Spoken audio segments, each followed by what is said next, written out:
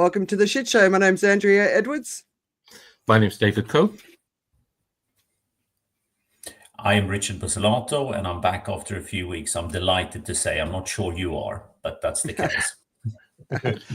And I'm Joe Augustine, and welcome to the Shit Show. In fact, if you're on LinkedIn, this is probably where we've just come on live on LinkedIn. So welcome to the Shit Show. It's a show that tries to untangle the polycrisis, and if you stay with us long enough, you'll figure out what the polycrisis is. And if you stay with us long enough, we won't untangle it, but we get as close as we can to it. We're also trying to expand the perspectives that we bring to the show. So this week we have a guy who is actually in a similar space to what I do in one of my other jobs. Neil Moore is a content strategist and storytelling consultant at Moore's Law Media, a pro-human writer, a podcaster, and he is a writer, producer, and actor for Pretty Neat Productions, which develops and produces original English IP for audio dramas, films, and TV in Southeast Asia. Neil, welcome to the show.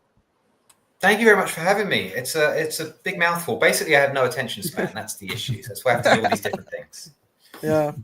Well, I've known Neil for about 10 years now, so we sort of crossed over in the world of content marketing when it was sort of really taking off in Asia. But you were stepping out just at the same time, weren't you? But can you share a little bit more? Because you've done some very, very cool things. I think people would be very interested. My boys would be interested from the music side as well. So you want to give us a bit of an overview? I started out in children's television. I studied acting originally and started out in children's television and not on screen as sort of behind the scenes talent, but that taught me TV production.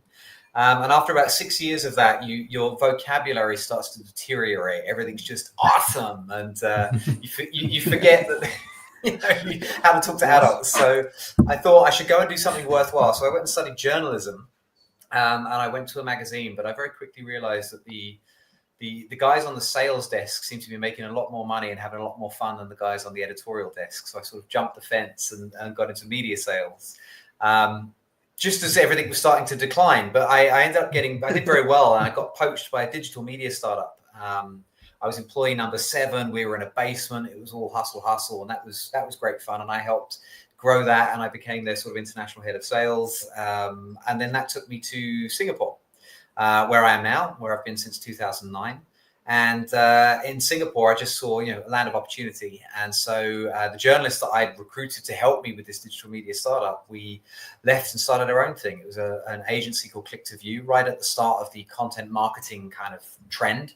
And he had great editorial creds, and I had pretty good production creds from my TV days. And so we built an agency, and I sold my half of it in 2017. We're still great mates. He's still running a great ship. Click to View. They're now not just in Singapore. He's grown them to Indonesia and Dubai and Australia. He's doing a great job.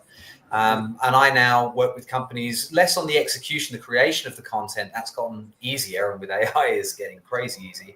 More about what story should they tell and how and who to, and does the audience really need to hear them? Does the internet really need it? There's a lot of stuff out there. Mm-hmm.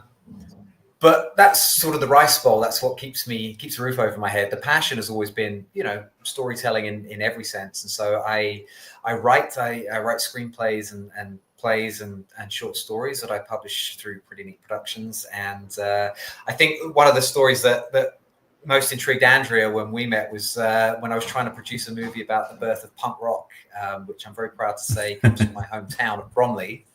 And that was 2 years of 4 years really of a lot of money and a lot of time and a lot of effort, and I was finally brought down by the accountants and the lawyers, which I feel is a common story. Oh, it's a shame. That's all right. It'll happen again. There's a time for everything. It'll happen again. Yeah. But you're doing something with a Filipino band at the moment, is that right?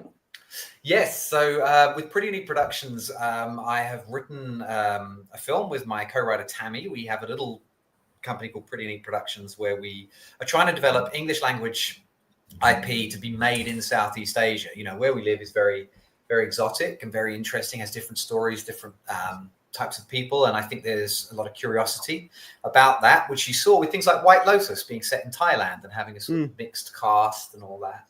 And so the story we're working on at the moment is about a young woman with a stutter who struggles to express herself, and she finds that she can get her words out when she sings, when she plays music, which is true. When if you have a speech impediment, often music is used to help you overcome that.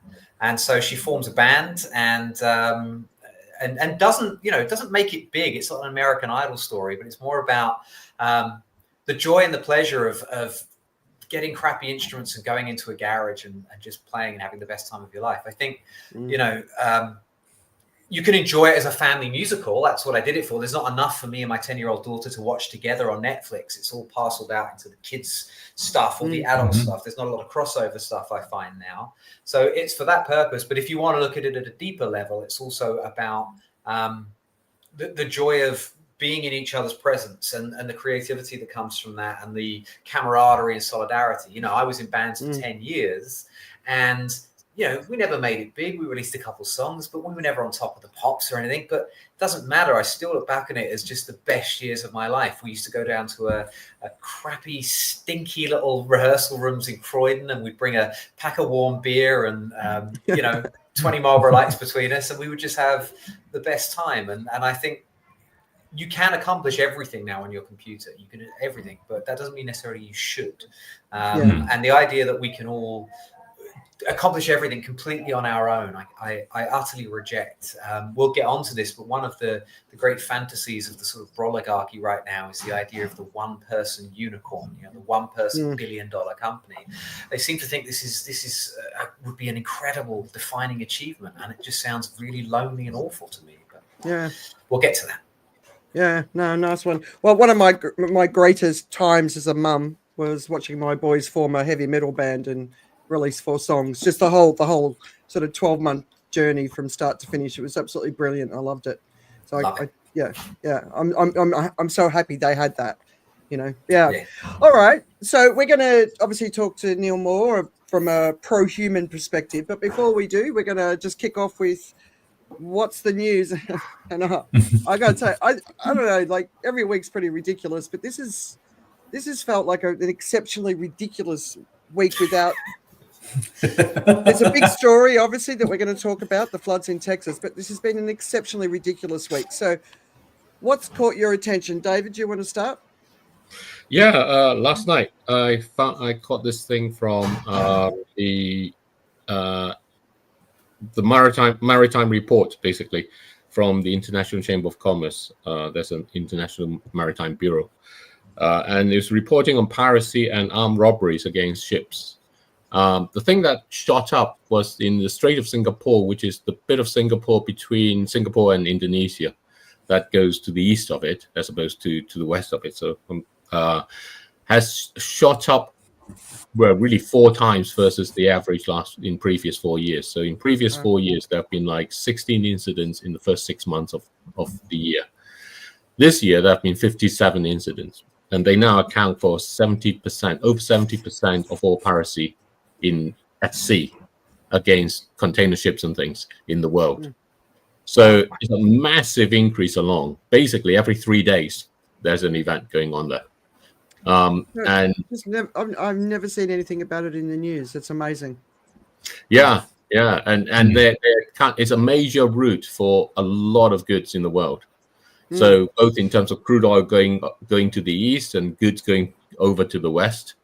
So it has real implications on just kind of the commerce that's flowing through. Yeah. I suspect part of it is because that area, the ports around Singapore and Malaysia, have had backlogs for a while. So, it probably makes them easier in some sense. And it's a 100-kilometer stretch. That's only 13 kilometer wide. So it's a very nice little trap. I'm going to have a look, see if there's anything more behind it. Because if you wanted to attack global supply chains, it's a pretty good place to do it. Well, especially when the Houthis are kind of, sinking the ships in the Gulf, right? Exactly. Yeah. It could be a wider story than what it appears, rather than just sort of random piracy or poverty driving it. There could be something more to it, right? Joe? Yeah.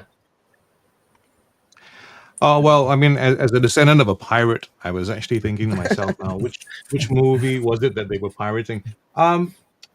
No, by the way, that's true. I do come from a line of Spanish piracy. We landed in China, stole a bride, settled in Penang, and the rest is an overly populated island.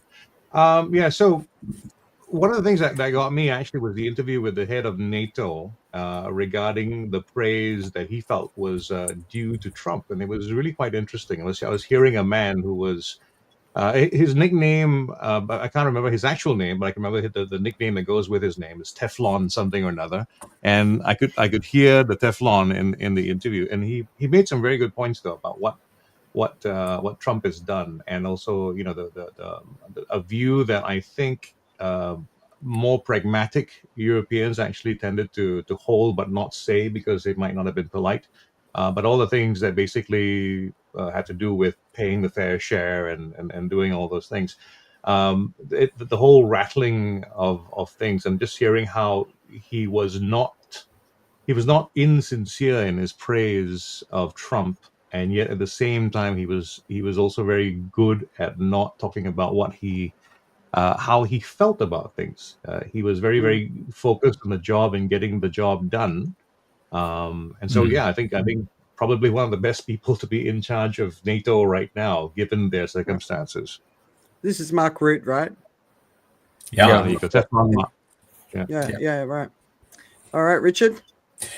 Well, I'm Italian, and Okay, we are pretty used to Italian chaos, which is always politically driven, right? We've had, on average, more than one government per year since World War II. That's nothing new. We throw referendums with a certain regularity. That's nothing new. To be perfectly honest, I no longer pay attention to all the letters I get sent about voting. But middle of June, we had a referendum on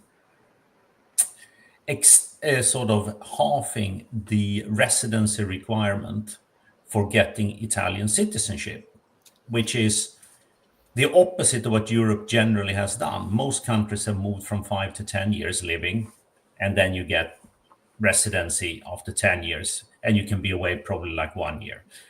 Austria, Spain, Portugal have all kind of pushed for 10 years. Germany has actually not halved it. They've gone from 8 to 5, but that was a few years ago. And all of a sudden, Italy is going in the opposite direction. So we're going from 10 to 5. It was tabled by the sort of center left. If you have enough votes in parliament, you can force a referendum, which they did. And this is not, super new, but I've been away 2 weeks. But it certainly caught my attention that you have a sitting prime minister who obviously is very much against this, who tells the people live on television that they should go to the beach instead of actually voting in a referendum.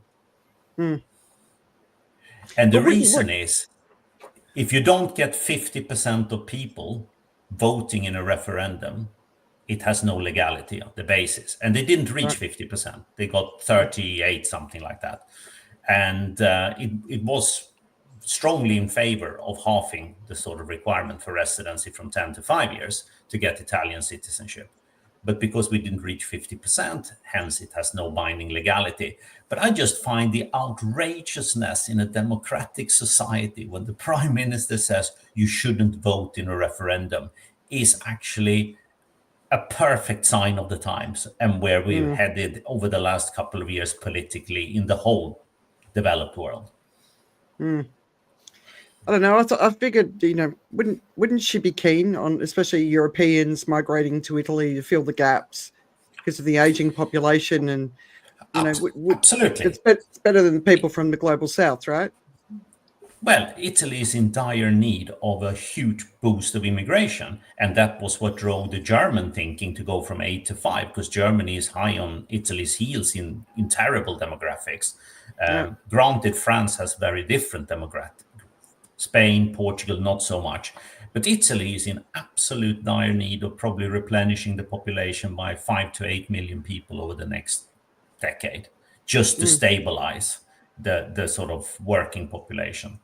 And here you actually had quite a sensible way of saying, if you come, you live here for 5 years,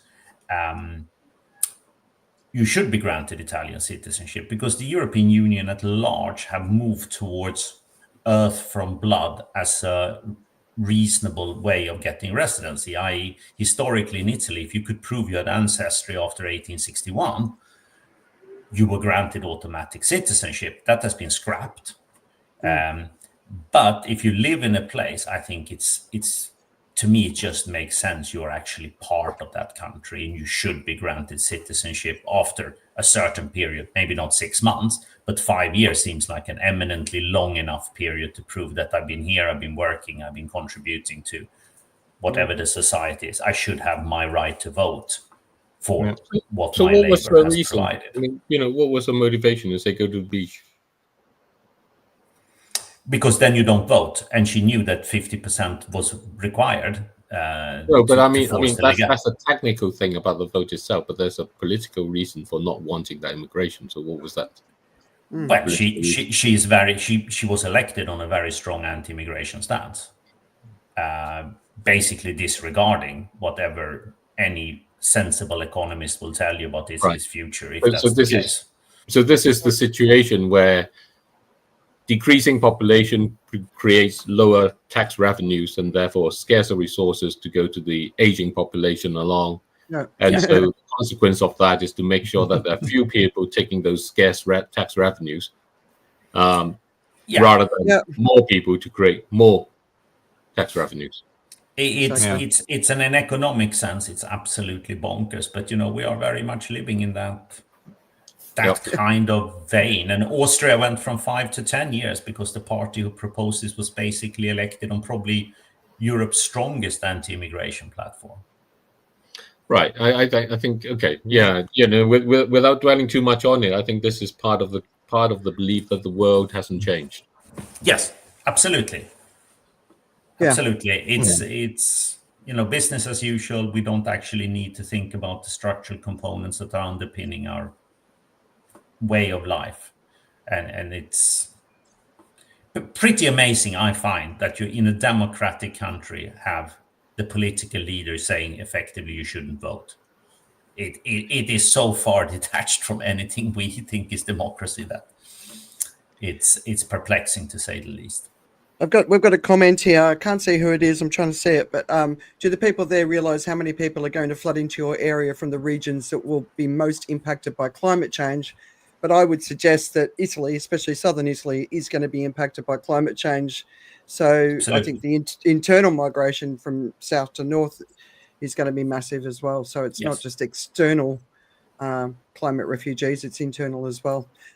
Neil, what's caught your attention news-wise? So your original brief was weird story. So my weird story of the week is that there is, I'm just going to read the headline to make sure I get everything right. It says, Indian origin entrepreneur acquires island near Singapore, where you and me are, Andrea, to build a new country for techies and founders. So this is the guy, his name is Balaji Srinivasan, and he literally wrote the book called The Network State, which is something that I know certain Silicon Valley types are very bought into the concept. Peter Thiel is one of them, about the idea that basically the nation state is dead, democracy is dead, nothing works. And, there's some arguments for that, but I don't think the answer is what they're proposing, which is a network state, which is essentially a corporate state. So this is about corporations seceding from nation states to run themselves. But what's most telling, I think, about the story and about the whole concept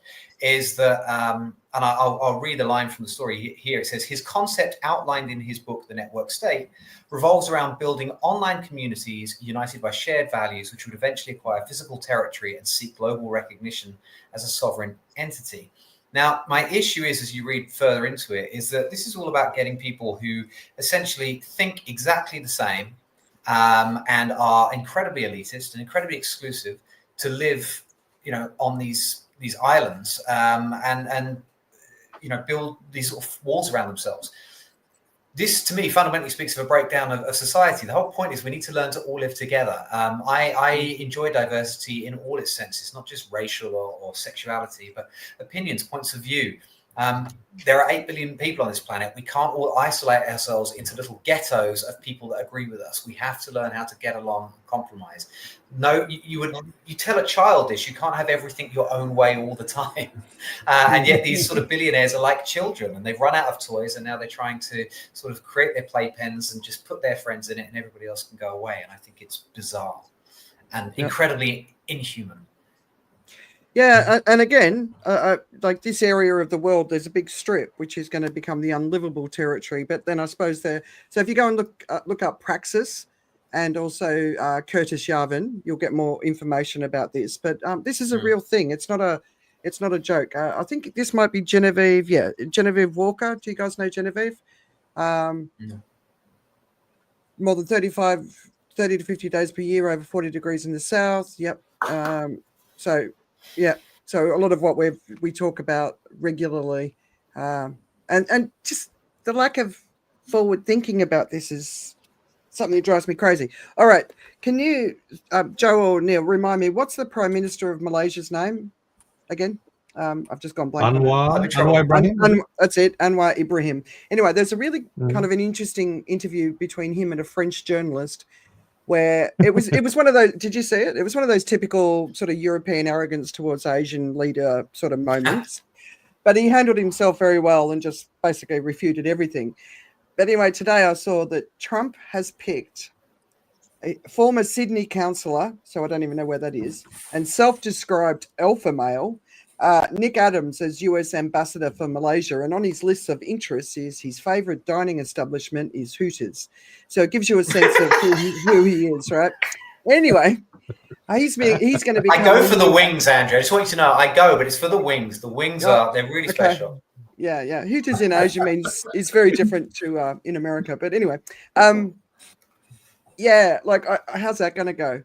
Can you even imagine, like, when you think of Asian societies and cultures and, the subtleties and the nuance and stuff that exists within the societies in this region, and you got some big American alpha male, who, anyway, hopefully some entertainment ahead with this guy.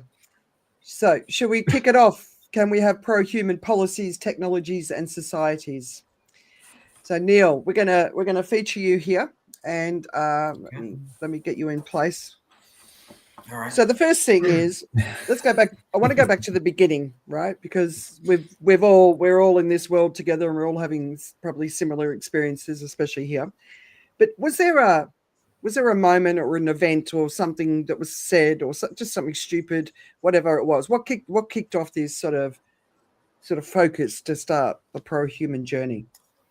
Sure. So Pro-Human is essentially it's a publication I started a couple of years ago on Substack at pro-human.co. I've got a podcast, and I'm about to move into much more documentary sort of filmmaking. And basically, there was an exact moment, funnily enough. I'm a fairly prolific user of LinkedIn. I've found it useful over the years. It's been good for building and maintaining business relationships and sort of showcasing work. And I found it quite useful. But about 2 years ago, there was a real vibe shift, and it came largely from the sort of the tech bro types, who just before that had been sort of metaverse experts or something, and now they were AI experts, and the tone was almost giddy at the idea of just replacing human beings.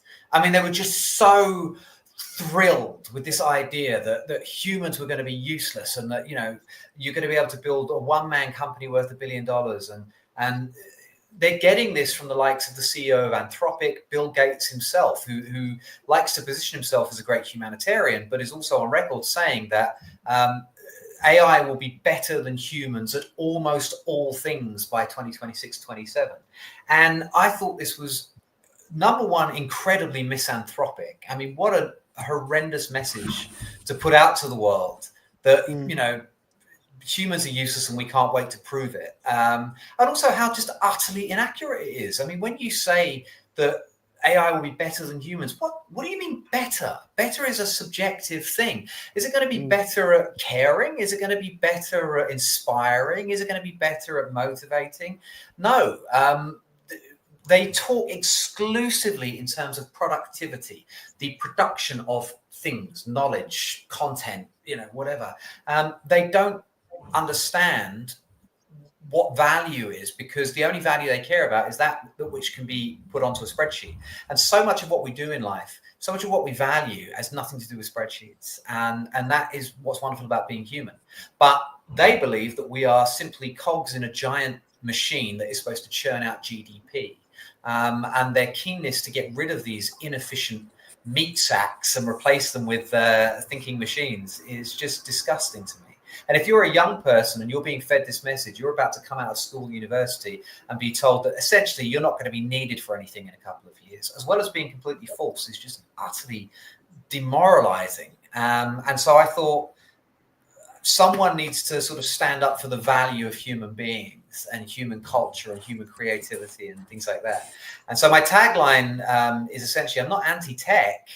I couldn't do it without tech. We couldn't be doing this without tech. I love tech, but I am pro-human, and I think tech should be serving human beings, not the other way around. So for a couple of years, it's been sort of kind of opinion based, and me trying to sort of point out where I think, you know, these messages are being delivered. What are they doing to us? But going forward, I think what my job is going to be is to go back to my sort of journalism qualification and start looking for the places that are delivering the solutions and regulating in interesting ways and passing policy and creating technologies that are pro-human and documenting them and showing that despite what you might think from the mainstream press, there are actually thousands of people around the world working on solutions to a more pro-human planet, a more pro-human housing policy, more pro-human work standards and things like that. So that's why it came about. All right, so then let's just have a look. I mean, I love your site, ProHuman, and you're publishing some cool stuff. I love the way you write. Obviously, a human being behind the pen. So, I think you're moving, and you just had a big holiday to sort of sit back and sort of think about it. You're moving from talking about what we're seeing, because I agree with you. A couple of years ago, this conversation started that was. So the millennials kind of took over LinkedIn, and there was lots more emojis and long form content. And now the tech bros and the tech bro fans seem to have sort of moved in, and the AI content as well. So how do you think, like, what are you trying to drive here? Just what's that goal? I think, so I put down that the audience that I think would be interested in this, and you know, it's growing. I'm bootstrapping the thing, and it's getting there. Substack's been a really helpful platform to get the message out. But it's Gen X, Y, and Z. Who are sort of quite privileged. I mean, we're in Singapore. Singapore looks nothing like the rest of Asia. It's much better off than most of Asia from a fiscal perspective, not necessarily a well-being perspective, but. I think we've got developing countries that the only models they have to look for development is the West. And if they develop the same way as the West, they're going to replicate the same problems. So there are problems that I know you guys talk about, like if they have the same energy needs as the West, we're in big trouble. But also in the West, it seems like we've moved from the manufacturing era to the sort of the service and knowledge era. And what we've got is we've seen a massive decline in physical ill health through injuries, because when you work down a coal mine or in a smelting factory, you get a lot of physical injuries. But we have massive high rates of mental health problems because people are doing bullshit jobs. They're sitting at their desks all day, staring at screens, completely disconnected from the outcome of the work that they do. And it takes two people with a master's degree just to hold down a house, let alone, my dad bought a house when he was a postman. So I just feel like if other countries are aiming at what we've achieved, we've peaked and got over the other side of it. And so what I'd like to do is basically try and find those models, those examples of where people are trying out different models of work, different models of housing, passing policy that will help people help developed countries find an equilibrium and help developing countries develop in a slightly different way so they can avoid those mistakes. So I want to go out and do that journalism, that solution-based journalism, see where it's working. So where are people experimenting with UBI or 4-day weeks or free childcare or social housing programs or whatever, and try and sort of say, look, people are working on solutions. It doesn't always have to be this way. We have sort of present bias. We think the way things are the way they've always been, but they weren't. Pre-industrial revolution, this was not the way we worked, and there's nothing to suggest we have to continue working the way that we currently do, or living the way we currently do, with housing as a speculative market and work keeping us away from our kids and stuff. None of these things have been built to be pro-human. They've been built to drive GDP and prioritize the needs of shareholders rather than citizens. Yeah. It's something I've always been passionate about, the paying attention, progress, that what is defined as progress. Is it progress? Since the early days, I always use the washing machine was supposed to make women's lives easier. Did it? Did it really? Like, no, really? Did it? No technology has ever actually reduced work. It just means you're expected to do a hell of a lot more in the same amount of time. But then the stress goes up, the volume goes up. In developing countries, it destroyed societies. It destroyed community between the women, right? Because they used to go down to the river and wash their clothes together. And it also increased pollution because they couldn't afford to buy big buckets of laundry powder, so they had to buy these little sachets, which are all through the oceans and the rivers across the global south. So, progress isn't always progress, but we don't spend a lot of time questioning it. Like AI, for example. Sorry, David. AI, for example, like I'm using it in lots of different ways just because I know I need to understand it. In many ways, it's not actually making me more efficient. It's actually making the situation more complex because there's all these different ways of thinking about things. And so I've got to spend a lot more time on it, whereas the thoughts in my brain are probably just good enough to start with. But David, do you want to jump in? Yeah, I was going to say, I'm reminded of Japan's technology policy, the fifth science and technology policy, which they called Society 5.0. That was came into place in 2015. I'm not exactly sure where it is now. And there's a lovely little YouTube video with the woman who was leading it. I've forgotten her name. And it had these points. It says, this is a science technology policy for Japan, which is a major science and technology innovation country. And we're going to start this by not thinking about our GDP, by not thinking about the economy, by not thinking about technology at all. And we're going to start thinking about it from the people. And the purpose of the policy is to drive technology so that it is people-centric, it's human-centric is the word they used. And the aspect of it. And some of the things that came through, I don't know whether directly or otherwise. And we talk a little bit about this in the book we wrote, The Unsustainable Truth. So just giving a plug, love to give a plug. I would love to take a copy, but I don't have one in front of me. So Richard, raise it up. Go for it. But, no, sorry, can't help you there. But they had this restaurant, which was robot service. So it was really interesting. So you think, you're going to a Japanese restaurant, you've got this kaitan sushi, which just goes around in that way. And so it's like an advance in there, it's all robots.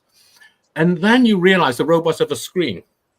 And on the other side of the screen is this person. And these are disabled people who cannot leave their homes, living far away.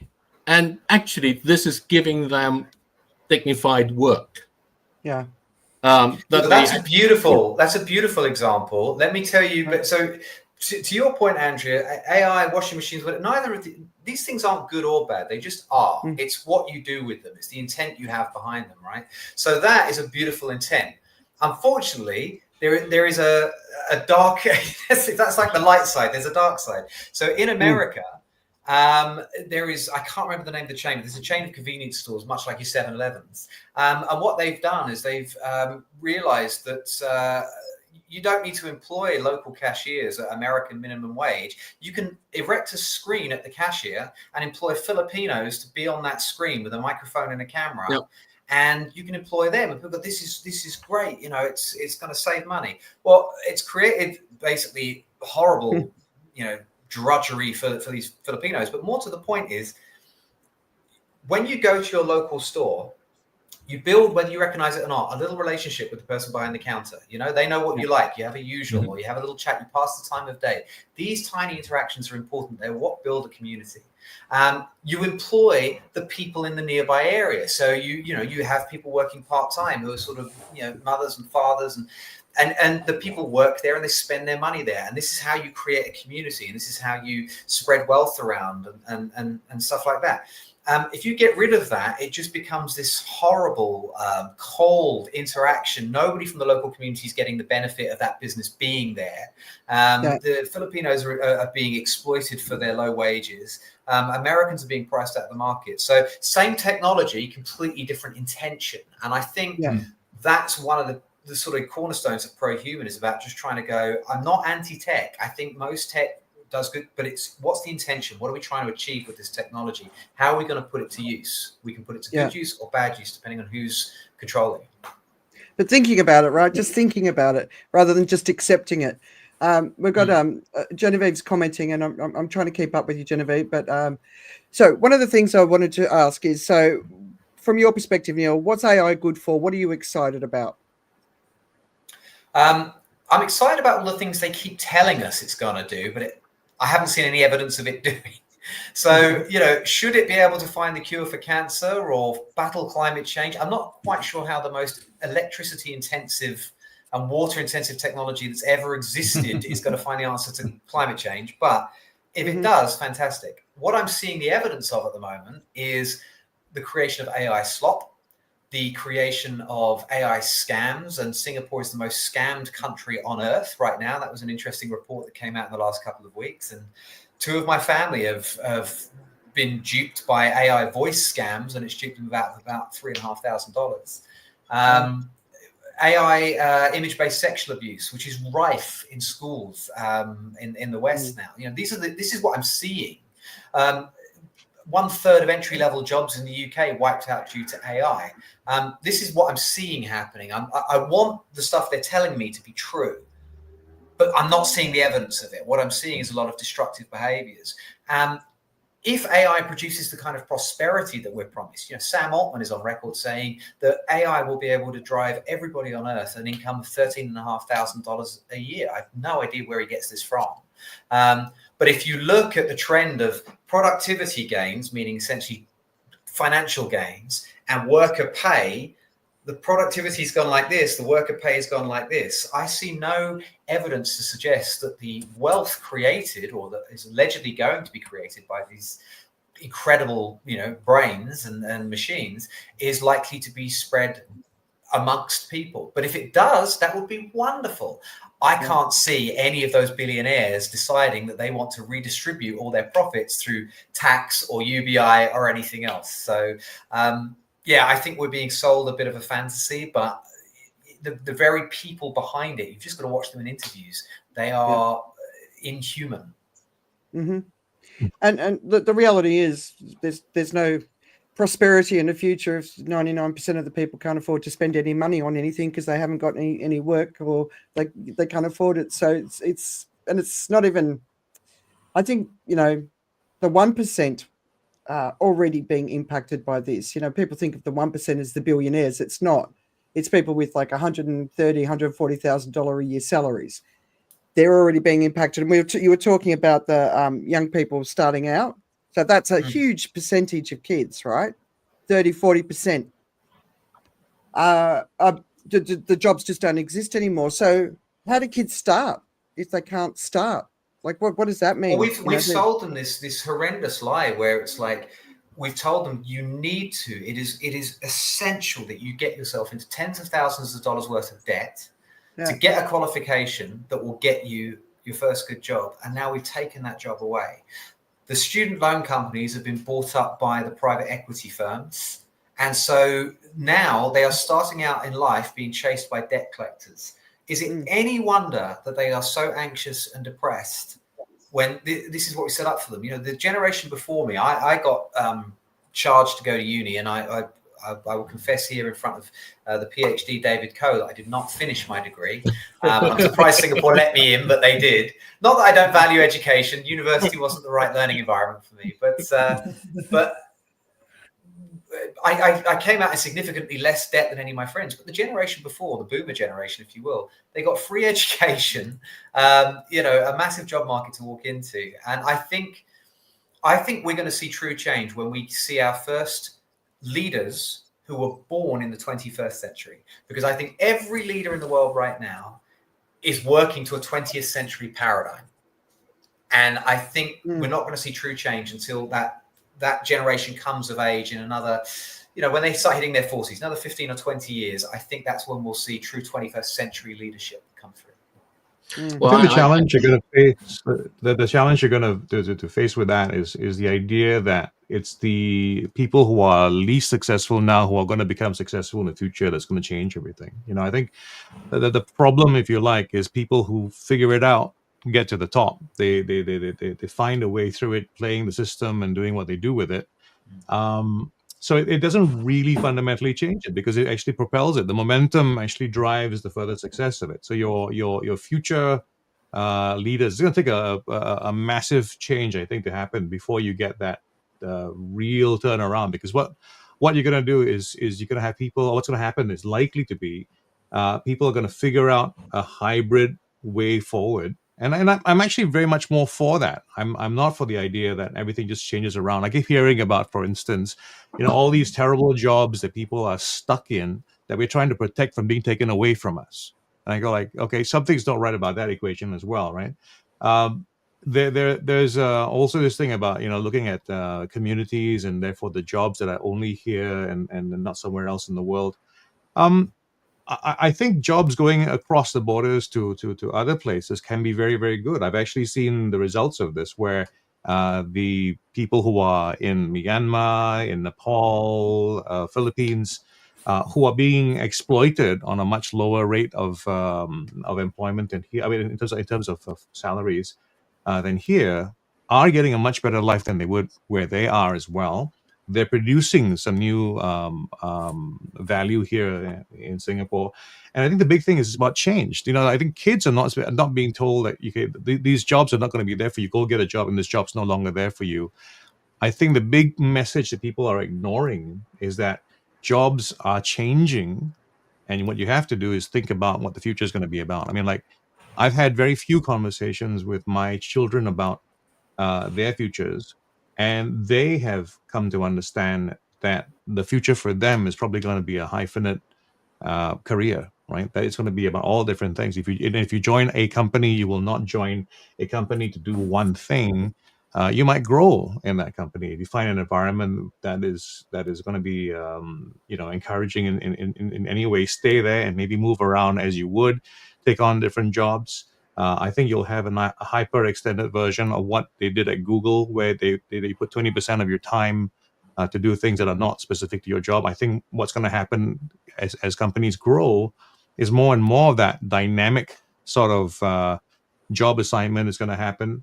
And I think the challenge is also for us to have a sense of imagination regarding what else can happen. Right? I mean, yes, it's coming at a very high pace. It's coming at the rate that's hard to fathom. But if you go back in history, so many things have happened along the way that's supposed to have destroyed us as well in terms of culture, in terms of society. I think the printing press was supposed to have done that. And that didn't really happen. Right now, there's something I think very interesting that is going to happen. We're gonna have a change again in terms of who are the new powerful. And the last thing I'm gonna to say before I give the floor back is the idea that one person can actually create something huge. I mean, the idea of the one man unicorn. It is actually something that's going to be possible, especially when AIs get to the point where they are better than humans at doing the things right now that humans are inefficient at doing. And at the same time, what we need to be thinking is having this mindset to go like, okay, so what do we do with the extra time that we have? Because we won't have any extra time, Joe. We will not have any extra time. No technology in history has created more time. It's just created more expectation of what you deliver. We should be working 15-hour weeks now, but we don't. We make up bullshit jobs where you sit all day making PowerPoints and spreadsheets that nobody ever looks at. Nobody's going to see. Nobody cares about one bit. But you have to be doing something because we have this moral and religious thing that goes back to the Calvinists of the Industrial Revolution where you can't do nothing. You have to do something. But all right, but you need to give me something to do. Not everyone's an entrepreneur. People want, if they're going to have jobs, then give me a good job. But we don't want to give good jobs. We want to give jobs. We say, you have to sacrifice something for me to give you money. We should be working 15 hours a week now. We're not. Bankers are still doing 100 hours a week and producing nothing of value. Well, steady. Remember who you are in the company of here. Well, we're producing all these funding, all the AI and stuff. But I want to take an element here, because at the core of this is the proposition of the economy. We essentially, what your description, and you're absolutely right, and I'll give the story. I might have said this here before, of what our education and the whole system and that is for. Some years back, I went to visit a secondary school with my child who was going on to the secondary transfer, going from primary school to secondary school. And the head teacher of this new secondary school, who was a really great guy, I knew him and stuff, and the school was all intended about bringing the best out of the children and stuff, whatever that means, asked, why do you want to come here to this room full of parents and 10-year-olds? And one 10-year-old put his hand up, and he said, yeah, why do you want to come here? And he said, well, it's so that I can get good grades, so that I can get into good university, so that I can get a good job, so that I can earn money, and that's why I want to come here. And nowhere in those chain of kind of consequences and reasons did it mention at all anything about the child. The child in our education system is a commodity to sustain a hugely debt-ridden economy that, in some sense, I'd like to say, was driven by this illusion of an American dream, which existed for a little while, was real for a little while, but is now at a stage where you can't earn enough to make ends meet. You can't earn enough to pay your bills. So I think, like I say, my dad, he started out as a postman and sold garage doors as well. But on a single salary with one O level, he bought a house, had 3 kids, took his kids on holiday every year, and we went to a caravan down by the coast. But we had a holiday every year.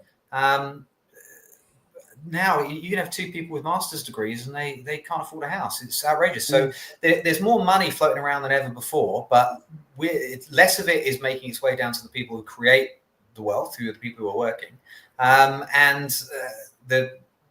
This concept of cost of living. Why the hell should it cost to live?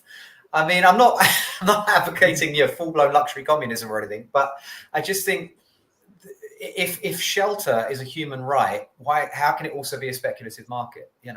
I just feel like we've commoditized everything, we've marketized everything.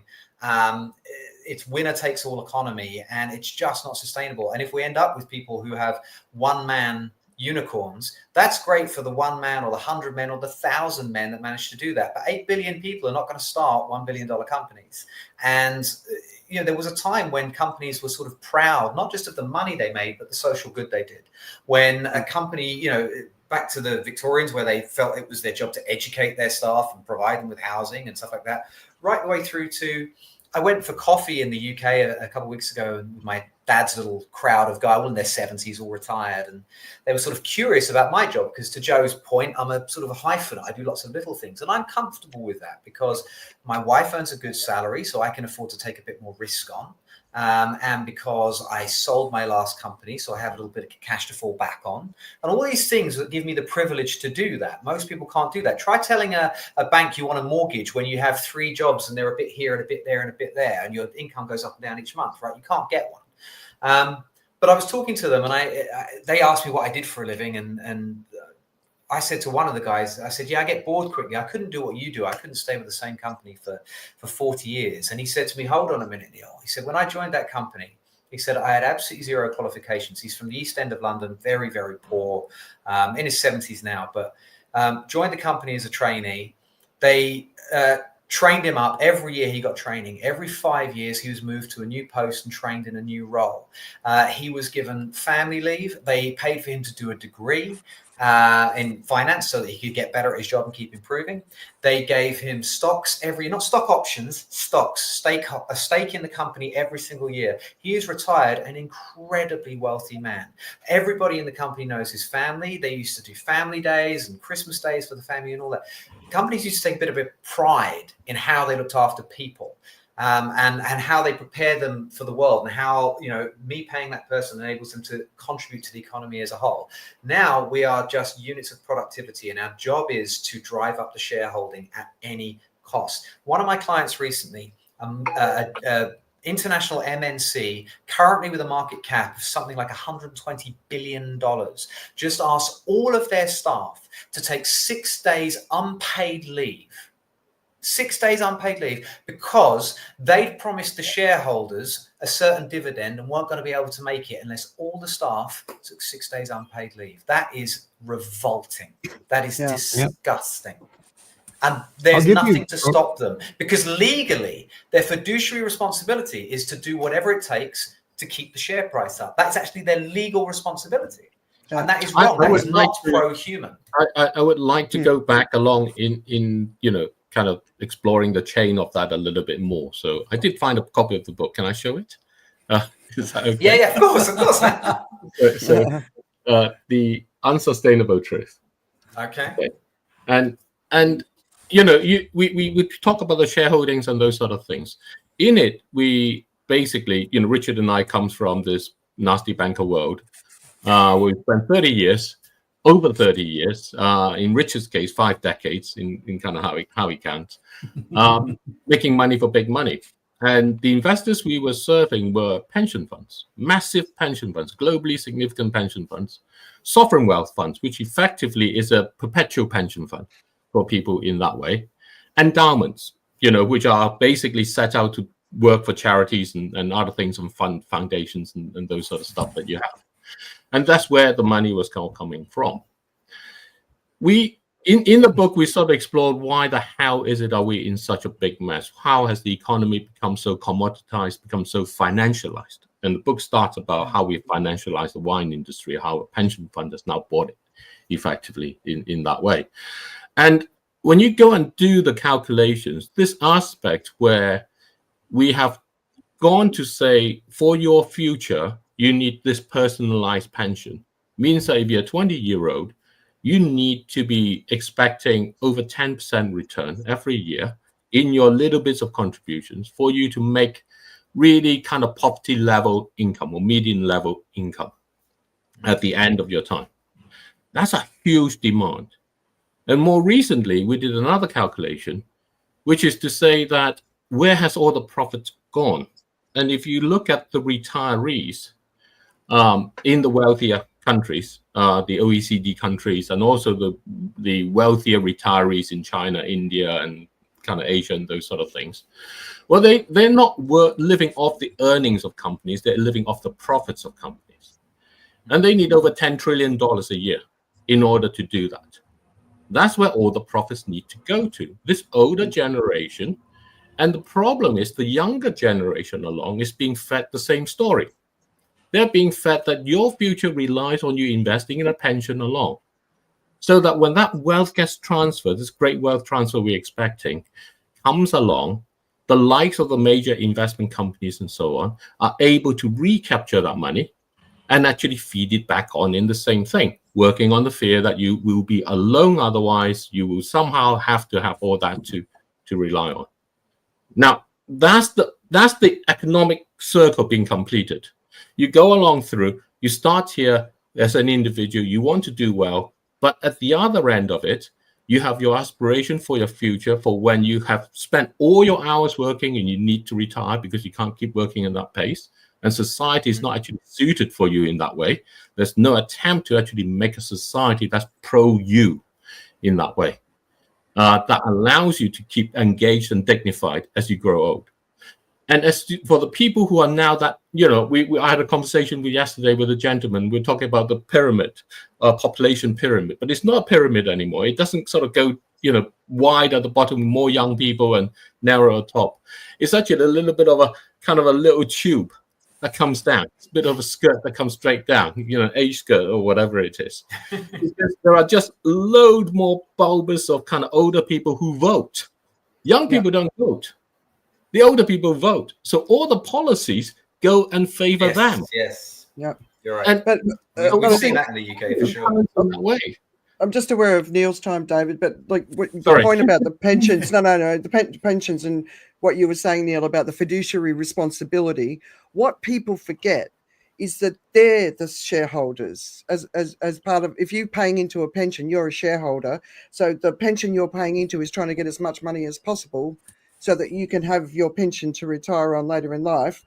So we're actually contributing to our downfall from an environment and sustainability perspective, but also from an economic perspective, based on the promise. So David and Richard's book is fantastic at really sort of bringing it to life. So I find, because everyone's always, it's them. No, it's us. If you've got a pension, it's you. You're part of the problem, right? But I want to go back to the tech bros, because you talk a lot about the tech bros. So, I mean, it's really crazy listening to what some of these guys are talking about out there. So, what's got your attention from a tech bro? So it's tech bro, techno fascist, or not the nerd Reich. They're the three terms I apply to it. There's a website called the Nerd Reich, which is written by Gil Duran, who was the first guy who sort of uncovered all of this stuff that you were talking about with, Bell and whatever his name is. So anyway, these guys, what how do you take them? Well, I think I wish all of them had been hugged by their fathers more, because I think that's half the damn problem with them. Elon Musk is a man with lots of issues. Well, so actually, to Joe's point just now about trying to imagine new ways of making income, right? There are new ways of making income. Joe's absolutely right. And there's technology I heard about that I thought would be great for this, and it's suddenly gone quiet. The blockchain. The blockchain was something everyone was mad about 5 years ago, and that was going to enable us to own our own data and have it all verified and traced back to us, so that we don't have to keep filling out our data every time we go to a website. We give them access. And in some cases, they would pay for that access to our data. But suddenly that technology's disappeared. The other thing with the blockchain was right now they're saying, the tech bros are saying, we can't pay for all the copyright. It's funny because they pay for the water, they pay for the data centers, they pay for the GPOs. Apparently they've got money for everything else except the copyright holders. And they say, yes, but it will be too hard to trace them all. I said, well, number one, I thought you could use AI for that.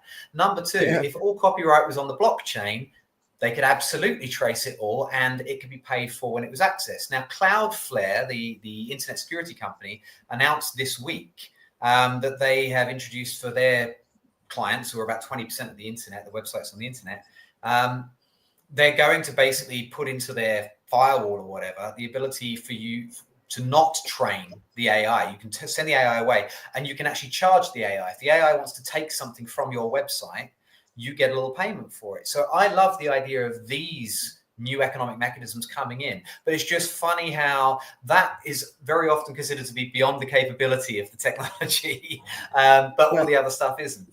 But the problem is because the technology lies in the hands of these few people whose really only goal is to increase their own power and prestige and to remake the world in their image, they're not inclined to look at the technologies that economically benefit us. They're inclined to look at the technologies that economically benefit them, and I think that's a real shame. But Cloudflare are doing it.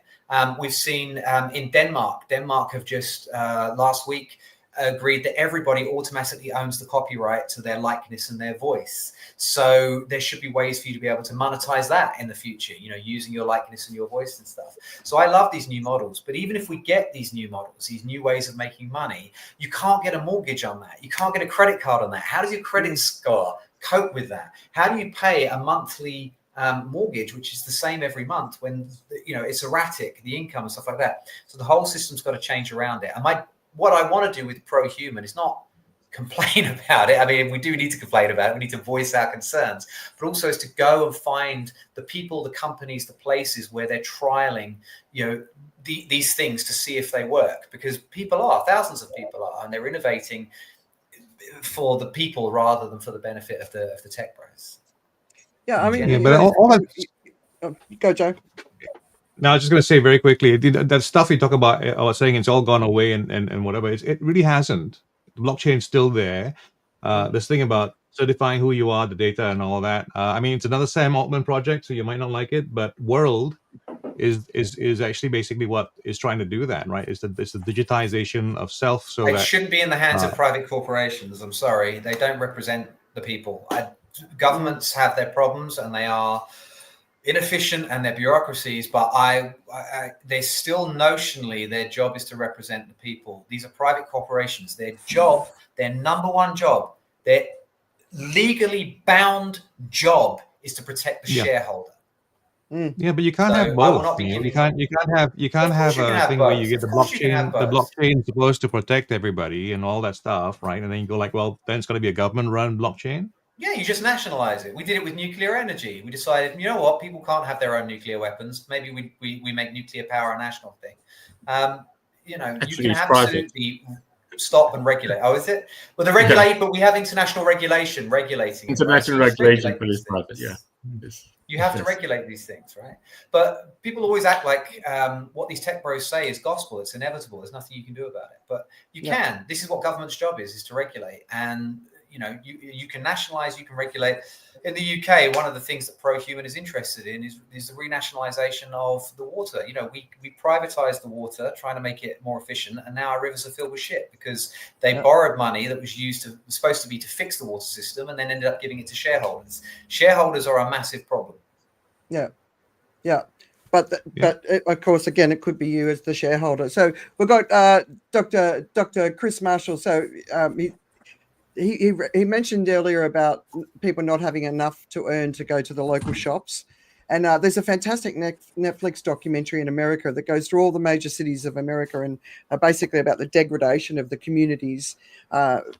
It's fascinating. But, you know, we are all contributing to AI right now without, like you say, and there's a bunch of us here who publish books, all the blogs I've been publishing since 2009. But then in some ways, maybe there's enough good thoughts coming from enough of us that it could be a positive thing. But then there's the hallucinations and all that sort of stuff. So I know that you need to go soon, but you're a dad. We're all parents. So when you sort of look ahead, you know, so I remember one Elon Musk interview where he's like, I don't even want to think about what this means for my kids, you know, which, you know, he's proved to me many times over he's not a long-term strategic big picture thinker, and he doesn't necessarily appreciate the consequences of his behavior, and I think that's very much proven, especially this year. But you know, what would you, as a parent, like, you know, I'm constantly talking to my kids about this sort of stuff, and you know, I've said it before, my priority is to teach them, make sure they know how to fight, how to shoot, and how to grow food, and they know how to do all three things. And my eldest is doing national service, and he's now a machine gunner. You'll be pleased to know he shot a machine gun yesterday for the first time. I'll make sure I give his band a really good review. Yeah, but I've been focused on this for a long time because I could see it coming. But you know, from a work perspective, you know, if you can feed yourself, you know, if you know how to use your hands, you know, you can operate at a basic level. But what would you say? You know, how do we guide our kids? So I frighten all the, you know, I'm in Singapore, right? And my daughter goes to local school, and I go and pick her up after school at the playgrounds. All the other parents hanging around, mostly Singaporean, Chinese, Singapore Malay parents, and I frighten the life out of them because I shout across the playground. I go, "Honey, it's okay if you don't want to go to university. You just do what you want to do, sweetheart. It's not essential." And all the other Asian parents. That was you. But it's hard to prepare your kids. I agree. I mean, thankfully, through no parenting effort of my own, my daughter just doesn't seem that fussed by screens. She doesn't seem that bothered by them, which is a huge relief because I wouldn't want to be having that battle. I mean, maybe that will change as she becomes a teenager. She's 10. But I think for her future, what we're thinking about at the moment is I think university is optional for her. I do think that, you know, my parents grew up very, very poor, and their goal for me, their ambition for me was that I wouldn't, you know, join the factory or the building site, essentially. They thought the best thing they could do for me is get me to the point where I could do a job in a suit in an air-conditioned office, and that was a great aspiration. But what we're finding is that aspiration leads to a lot of mental health problems, not to mention lower back problems and eyesight problems and neck problems when you sit and staring at a screen all day and you're sedentary. So I would like her to be able to do something that's not screen-based, that's physical. But I've got to be honest and say that the best chance I can give her is my own privilege. I mean, I'm just saving money so that when she graduates at whatever level, I say to her, take your time. There is no rush. You're under no pressure to prove yourself to me. Go out there, try some stuff, see what's useful, see what takes your fancy, see what interests you, because I don't think there's any way for her to tell right now. And I can't predict the world. So the best thing I can do right now is save money and give her that privilege. And lucky me that I can do that. But it is an absolute privilege. And, I heard, and maybe David and Richard can help me understand this, but I heard a policy once that one of the best things you could possibly do, and it came from America, was every time a child is born, is just stick $5,000 in an index fund for them. And then that would pay for their education. They'd be fine to start like, why don't we do that? It's not that much money. Well, I mean, I think the problem with doing that is, that was great if you were back in 1970s and you believe that the world's going to continue and repeat the cycle that you have.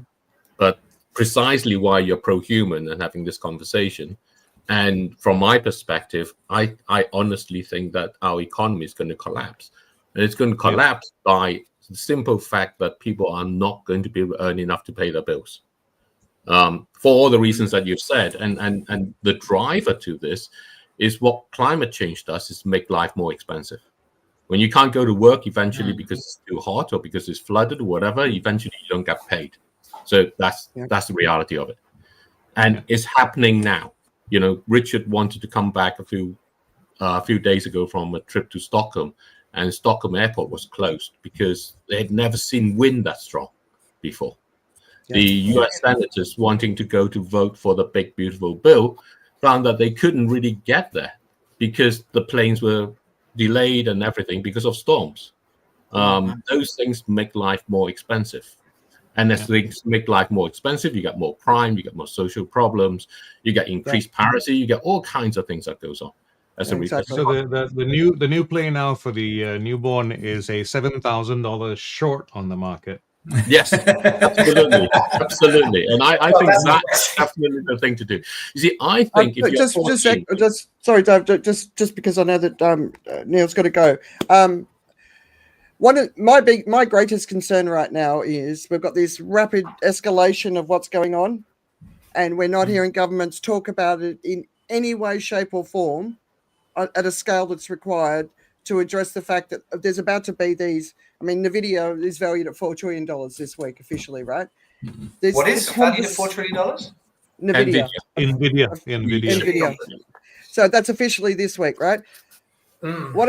What's going to happen, right? I mean, I saw in your blog you said, maybe they'll get more taxes. Of course they should get more taxes. If they're going to take all the human capital out of it, it just means that less people are going to get even more money. So we need to be having that conversation of like, how are we going to sustain society in this new world where, like, it's already happening. I mean, the collapse, whether it's an environmental collapse, AI collapse, could be much greater than the Great Depression, which was 25 to 30%. I mean, this could be much, much greater. So what are we doing about it? And I think my biggest concern is that conversation is not happening at all. It's as far, I mean, I'm sure it is a little bit somewhere, but on the global stage, it's just not there. So just wanted to give you a chance to sort of leave us with your final thoughts. I think it's a bit like the pandemic in that we were allegedly, prior to the pandemic, we were incredibly well prepared. The UK had one of the best plans in the world. And then David Cameron decided to sell everything off because, fuck it, short-term game. And I think that's the problem. I think there probably are. And this is what I want to do. I want to find the people who are thinking about this and say, well, give me your ideas. What's happening? Let's give us something to hope for. But we're so short-termist. And again, I've got a real thing with the shareholders. It's quarterly focus. Well, now, and with politics, it's like it's a daily. It's what's going to be in the news tomorrow. Focus. Is anyone thinking about the long term? And all our systems seem to be about the short term. And anything we could do to prepare for the crash would involve spending money now, which they don't like, and then sitting on assets that they don't like, particularly when I can't get my head around the fact that the UK has currently got the highest tax burden it's had since the 1960s, but it can't afford anything. Where does this money go? That's we the pay whole point. 20% VAT, we pay stamp duty, card duty, fuel duty, income tax, national insurance, capital gains tax, inheritance tax. I'm actually kind of fine with the taxation to some extent, but if I felt like I was getting good value in return. In Singapore, we pay 7% tax. I know it's small, I know it's compliant and all of that stuff, but we got the best. At least if they're going to charge me 200% tax on cars and $100,000 for the right to buy a car, what we call our COE here, but at least in return, they go, and if you can't afford that, I'm going to give you the world's best, cleanest, safest MRT system. The policy they have for the MRT here, I just love it. It's one line long. It says by I can't remember if it's 2025 or 2030, no Singaporean will live more than 10 minutes covered walkway from their nearest MRT. How beautiful is that? How simple, how clear, you know? And that's a good deal. I pay massive taxes on cars and I get good public transport in return. In the UK, you pay massive taxes and get that's bugger all in return. Yeah, but it's not surprising when, you know, because basically the money has already been spent. So now the biggest item outside of NHS is paying your creditors. And the creditors servicing get paid the debt, first. right? Yeah. But you this already is spent the money. This is the part where the whole economy today, back to your point about how it's not pro-human, is that it has become it's become basically a pyramid scheme. It relies on it's a positive. Constantly injecting more, and in order to sustain it, it relies on people becoming the commodities to create those little trickles that keep adding into it. But the whole thing, in the way you've described, is how it's a pyramid scheme, because you've got more tax than ever, but you're not actually getting anything out of it because there's no real value created. And this is the misunderstanding in the tech world. Real value is created out of social interactions, out of social capital. It's not the financial valuation that creates real value. You can value anything at any price you like. Those are financial bubbles. But so I could ask you, I was told, and as finance guys, maybe you can tell me if this is true or not. I was involved in this climate fund, and it seemed really good. They were raising money to buy up huge carbon sinks and just keep them like that. And the idea was that at some point in the future, they would be able to sell premium carbon credits off the back of all this. I mean, I didn't fully understand it, but I enjoyed working on it. But one of the things they told me is that apparently in economics, there is no way currently to value a living tree as worth more than a dead one. Yeah. Well, that's the way that we have praised it. And, you know, we have another book coming up, Thriving at Nature's Pace, Emerging Economics for Oil, Gas and Coal. And it's about how you actually create value by giving nature the position of being an economic agent. Allow nature to be the entity, the agency, the agent that actually mints your money. As opposed to currently, which is the problem that you see, because we mint the money, we therefore use it to exploit things. If you allow nature to be the agent that actually mints the money, nature being intact is that it improves its ability to mint the money, and it works in reverse. That's the kind of economy that relies on. So are you making nature like the gold standard? You can only mint as much money as you have assets, and nature is the asset. Only. Well, the way this works is effectively that the richer nature is, the more money you're able to mint from it. So if you imagine oil and gas and coal, you effectively end up investing in not extracting it, because when you invest in not extracting it, then nature is able to mint money for you. Wow. Whereas if you whereas currently we invest in extracting it to be able to have the money to then go on and, you know, patch up the band-aid that we've torn apart and stuff, and it all doesn't work ultimately. And this is goes probably to- why psychedelics will be part of our future as well. Absolutely. Yes.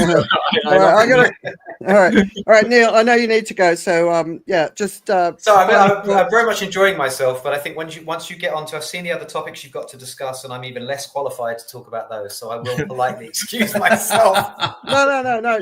I mean, none of everyone's qualified and everybody's unqualified. But look, I think you've definitely got a very willing audience here. From the pro-human side, I think we all spend a lot of time questioning a lot of what we're seeing. So, and I just wish more people did. You know, when I go into someone's house and they've got one of those sound boxes, you know, like what are those think boxes called that you can speak to? Like, I don't have one, so those sort of things. yeah, those sort of things, right? I'm like, what the hell are you doing with that in your house? Like, and the lack of thought, right? The lack of thought. What does that mean? When the price is low or zero, you're the product, right? So I just wish people would start thinking, because it's just I think the whole world has been designed to suppress. It started in getting as much as we could out of the global south, and now it's sort of rippled up where we're also getting sort of pushed down as much as we can to make profit out the other end. So it's a vicious cycle. It's another reason we don't have the 15-hour week is because it gives you far too much time to think about things, and that's probably not good for a certain caliber of person. Yeah, no, absolutely, right. You can't be thinking. But anyway, yeah. So I don't know. Just want to say really thanks for joining us. You're welcome anytime.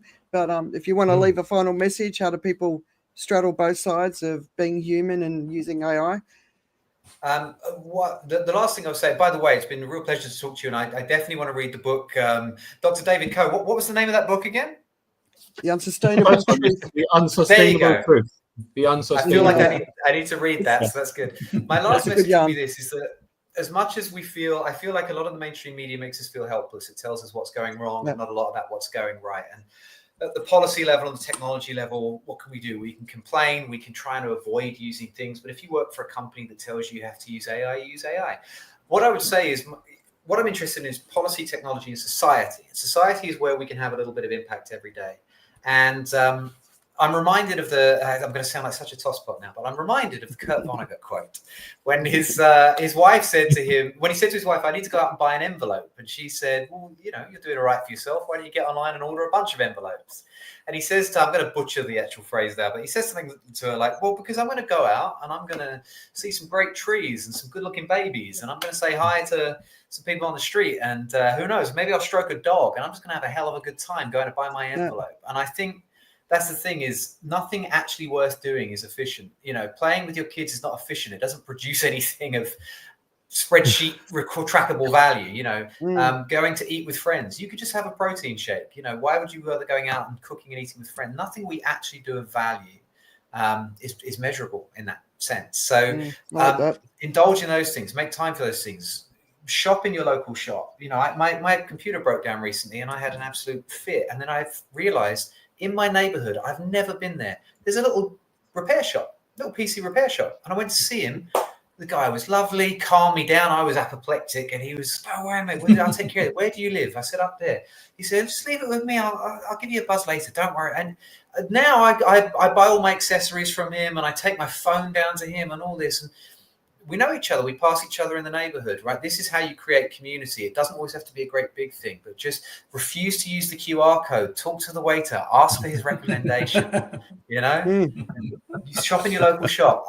Use Spotify by all means, but go and see some local bands. I'm very big on the local. I might not look like it, but I'm a huge punk fan, and I was at a ska punk show on Saturday night, and 200 Malays and me at the back just trying not to get squished in the mosh pit, and it was a great time. And I bought all the CDs of all the bands afterwards for $5 each, because they were great musicians and they deserve some reward for practicing and playing in a sweaty room for an hour for us. So I just think there's problems at a global level, but you can act at a local level just to be a part of your community, and you'll be happier. Do it selfishly. You will be happier. You will make friends. You will see things. You will get out of your house. You will be happier. Yeah. Nice. But you're too young to be a punk fan. Well, it's very. I've got a. I said I'm anti-technology. I'm not, but I've got a filter on. Obviously, I need to use the filter. No, I was not. I was 90s punk, but I've got a lot of appreciation back there for the. You see my record collection. I got a lot of the originals there. So Yeah. Nice. All right, Neil. Thanks for joining us. Guys. Really appreciate it. We'll you. have you on again at some point. Have a great show. Bye. See you later, guys. Bye-bye. Bye. Cool. Thank you. All right. We have 40 minutes to save the world, I think, right? Is it 40 minutes or so to save the world? Yeah, but just before we go on, like any thoughts? Because Neil, he's great. He's a fast talker, but he always leaves you with something to think about. I mean, I think there's this thing. So I have a 14-year-old, and I thought the other day, what does it mean? And I think the world is a bit like it was in the 1920s for her. 1920s was brilliant until 1929, which is kind of like in 9 years' time in that way, right? So by the time she's 23, she's going to hit this massive Great Depression. The world's going to collapse. And as you say, You think it's I that think far it'll be away? earlier. I think it's early, but imagine it was that. Then what happens after that is after another 6 years, you head into a world war. That takes 6 years to go on through, or 10 years or whatever, 1935 to 1945, 10 years of kind of conflict that you have. And then you go through out of that another decade of ration stamp cards and those sort of things before you come out at the other end. That's what we have today. And between now and 1929, effectively, I think it's shorter than that. I think, we're seeing the fraying. We're seeing higher taxes that don't pay for anything. We're seeing people becoming excessively protective, as Richard is saying. We need the money, but we fear the people who may come that can actually create it. So we actually try to protect the little that we have rather than try to do what we can to expand it. We see the technology playing the roles of that kind of new promise. The 1920s was extremely kind of phenomenal period for that technology growth that actually spread everywhere. Electrification and all of those things that was going on. And radio, communications, expansions, all of that stuff along there. And so we see, so for me, we are heading into a really prolonged period. And the positive part of that is I see it as like, this is what you need for the birth of a new economy. Yeah. It's like birth is not an easy thing. There's a whole process that has to be gone through. And change doesn't come because you just wish it. Change comes with a lot of pain. And it takes a lot of courage to be able to take the steps that actually create change. Because you don't know what comes out at the other side. So for the people in the 1920s going to into the 1930s, they had no idea what would come out of that side at the end of that. And we're at that point. Yeah. Except we've got global calamities from a climate perspective on top, which is a different. But that's what drives it. So what's the driver of the change? Is this global calamity from the climate? Without that, we'll carry on in this kind of pattern of repeated extraction and repeated exploitation, and we'll try and sustain that as long as possible. But it is because the boundaries of our planet is being shrunk that is actually going to force the economy into a collapse. Yeah. Joe? I was going to say I was always thinking about the 1920s and the Great Depression, and thinking about how we get out of it. And it's usually going to be based on a story. You need a story, because I think even I was just reflecting on how currently what's happening in the US is a lot of government manipulation of what information is going out, right? And I think few people realize or remember anyway that the coming out of the Great Depression basically was that as well. The Americans and the American presidency and the press got together and basically lied their way out of it. And I realize that from an economic point of view, you can do that, but I think the planetary challenge is probably going to be a bigger one. It might well be that we have someone comes along with the right story that helps to galvanize everybody and says, okay, it takes situations like what happened in Texas, to perhaps be the seed of how people can begin to see things.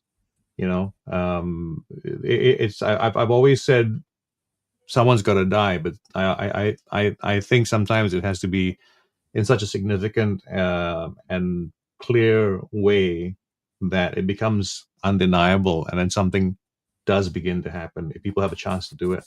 So it's all, for me, it's for the narrators to jump in and do the right kind of storytelling, because right now you can hear the opposite already. I mean, so much pushback on anyone trying to say that there was a political aspect to how bad it was in Texas. Yeah, it's been pretty crazy. It's like it's almost like the gun violence. It's not the right time to talk about it. Okay, when is it? You know, so last night, you know, the headline was 9-month-old baby pulled out of the flood, dead, obviously. And you just think for the people rescuing, finding that little baby, right, little baby girl. But I think the reason this story really sits so profoundly, not just in the US but around the world, is because the largest group of victims were a bunch of girls that were 8 to 12 years old on a summer camp, and then, you know, we still don't know how many of them. I think 27 of the little girls have died, right? And I think for some reason that story has broken through, right? As you know, it's probably going to cross 200 deaths by the time they find everyone. But I think it was that story of the little girls and the photos of these bright little faces, you know, that and just as parents, you know, I'm sure we all felt that pain. And the one thing I'd say to any parent is, if your children are going somewhere without you, understand where they're going, understand what the risks are, because this is the time that we live in. So my son Jax went to Phuket for a couple of weeks once school finished, right? And as soon as he landed, I don't know if you heard about this, there were some bombs that went off in some of the tourist areas of Thailand and Phuket as well. And a bomb was detonated in the domestic terminal at Phuket International Airport, right? Just as he's landed, and a friend of mine in Phuket rang me and said, "You're going to hear this. I just want you to know it's okay. Jax is okay," right? Because she knows I think about stuff like that. But I knew where he was going. I knew what the dangers were, but the bombing was a new addition. But I think, you know, it's if your kids are going somewhere on a summer holiday, what's the danger? You know, is it, you know, and failure of imagination is a huge issue in our world. Like there's something I shared, extreme weather event video that's just been released with chief scientists talking about extreme weather impacts and how it's going to escalate. And nobody is ready for the escalation because they're all thinking about the past. But the future isn't going to be like the past. It's going to be worse. It's going to be worse no matter what we do, right? So really start thinking about those things, you know, bushfires, extreme heat events. I see people commenting all the time, it's just heat. No, it's not. It's not just sorry heat. for the laugh. It's not funny, but it is a... You know, we've moved into dangerous territory, right? And it's deadly. And yeah, right now it's only the old people dying, and maybe younger people don't care about that. But we've moved, and so yeah, this week the politicization of the floods in Texas, but you know, the fact it went to 26 feet in 45 minutes, and then of course you see it in New Mexico. But then of course the other side is it's not the only part of the world that's experiencing these crazy floods, right? So there's massive flood in China, on the border of China and Nepal. So far, 31 missing, 8 dead. This was a GLOC, which is a glacial lake outburst, or a GLOF, I think they're called. It's a GLO, one of them. And that's basically because the glaciers are melting, so they're forming these massive lakes. So when there was a glacial lake outburst in Pakistan, which drowned a third of the country, it's still reported as monsoonal rains, not as a glacial lake outburst, even though it was. GLOF, it's called. That's the outburst. So there's these massive, massive lakes up in the mountains, and it's usually ice that holds them back, and then eventually they break. Nepal's got 2,000 of them. Yeah. Pakistan's got 2,000-3,000 of them. India's got thousands of them. I mean, these are a massive risk just waiting to burst. So, so it's not just the US. By the way, on this heat thing, you know, it's worth bearing in mind. Increasing number of children in the US and presumably in Europe and other places are dying, being left in cars. Oh, crazy! because it doesn't take long for the car to become an oven at all. Yeah. And the pets, children's right? ability to regulate the temperature is not there. So, do not leave your kids in the car. Even if you're going out for a quick, I'll just nip into the shop and back out. Yeah, no. Yeah. And so these are the realities. These are the things that's happening, but they are not reported as climate. They're reported as negligent parents, as kind of, the heat event or whatever it is. They're not associated with being climate.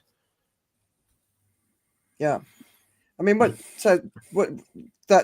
whole flood story this week and the politicization of it. Anyone want to add anything? Then I want to go into the extreme heat events. No, I mean, it was just, in terms of being able to link it to the cuts that were made, and when you hear about the stories, because there were lots of issues around the early warning system. There's actually a recording going around as well of some people having a discussion about trying to get the early warning out, and it was at that time still early enough to be called an early warning, and it just couldn't get out because they just had it was bureaucratically impossible for them to get it done because they just wasn't the system. It was all there. So the alerts that they wanted to put out were a good 45 minutes ahead of the time of I think when the first ones began to go out. So that kind of delay, because of bureaucracy, and you can tie it back to the kinds of changes that had recently happened. Yeah. The cuts in administration, basically, and that was just what was terrible about that. It's just that you can tie it back directly to some of those decisions, and then on top of that, what you have is then the shielding of it right now from a political perspective. They're trying to inoculate the administration's actions. Trying to say that it had nothing to do with it. There was no correlation at all. That's just what's crazy about that. I mean, you sign the checks, but cash them. Yeah, exactly. I mean, it's the first, right? There's comments that's come up, and don't know if you can show it. That says, if a political decision leads to an outcome from a natural phenomena, is it not right to say it's related to politics? And I think that's absolutely right.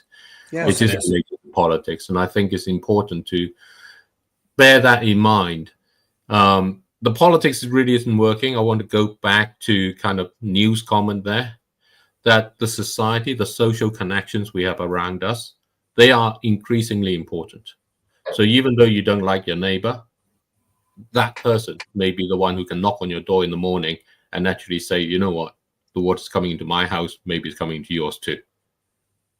And if you don't have that connection for them to be willing to come along and do that because you've said you don't like them and whatever it is, then you're putting yourself much more at risk. Yeah. All right, Richard, do you want to jump in? No, I just think that ultimately everything that is happening is connected. Politics is absolutely connected to the climate, and the administration in the US can do whatever they want to try to inoculate themselves from the criticism, but there is a correlation. There are certainly been correlations, in Pakistan, India, Nepal, and China that have affected the outcome of these sort of glacial lakes and their collapse. And there could be anything from deforestation that would have sort of prevented the worst of outcomes to actually being allowed to build things in the way of where nothing should ever have been built. And same thing goes for large areas of the Alps. The expansion you've seen in the Alpine regions over the last 2-3 decades is enormous. You've built in places that should never have been built, that are at extreme risk of mudslides and avalanches and everything else that nature throws at you at the best of times. And now you have further phenomena doing it. So of course, there is a correlation to everything. I think it's incredibly naive and ingenious to say that there isn't, because there is. And it will take different shapes and have different outcomes in different parts of the world, depending on what your specifics are. But we know the glaciers are melting.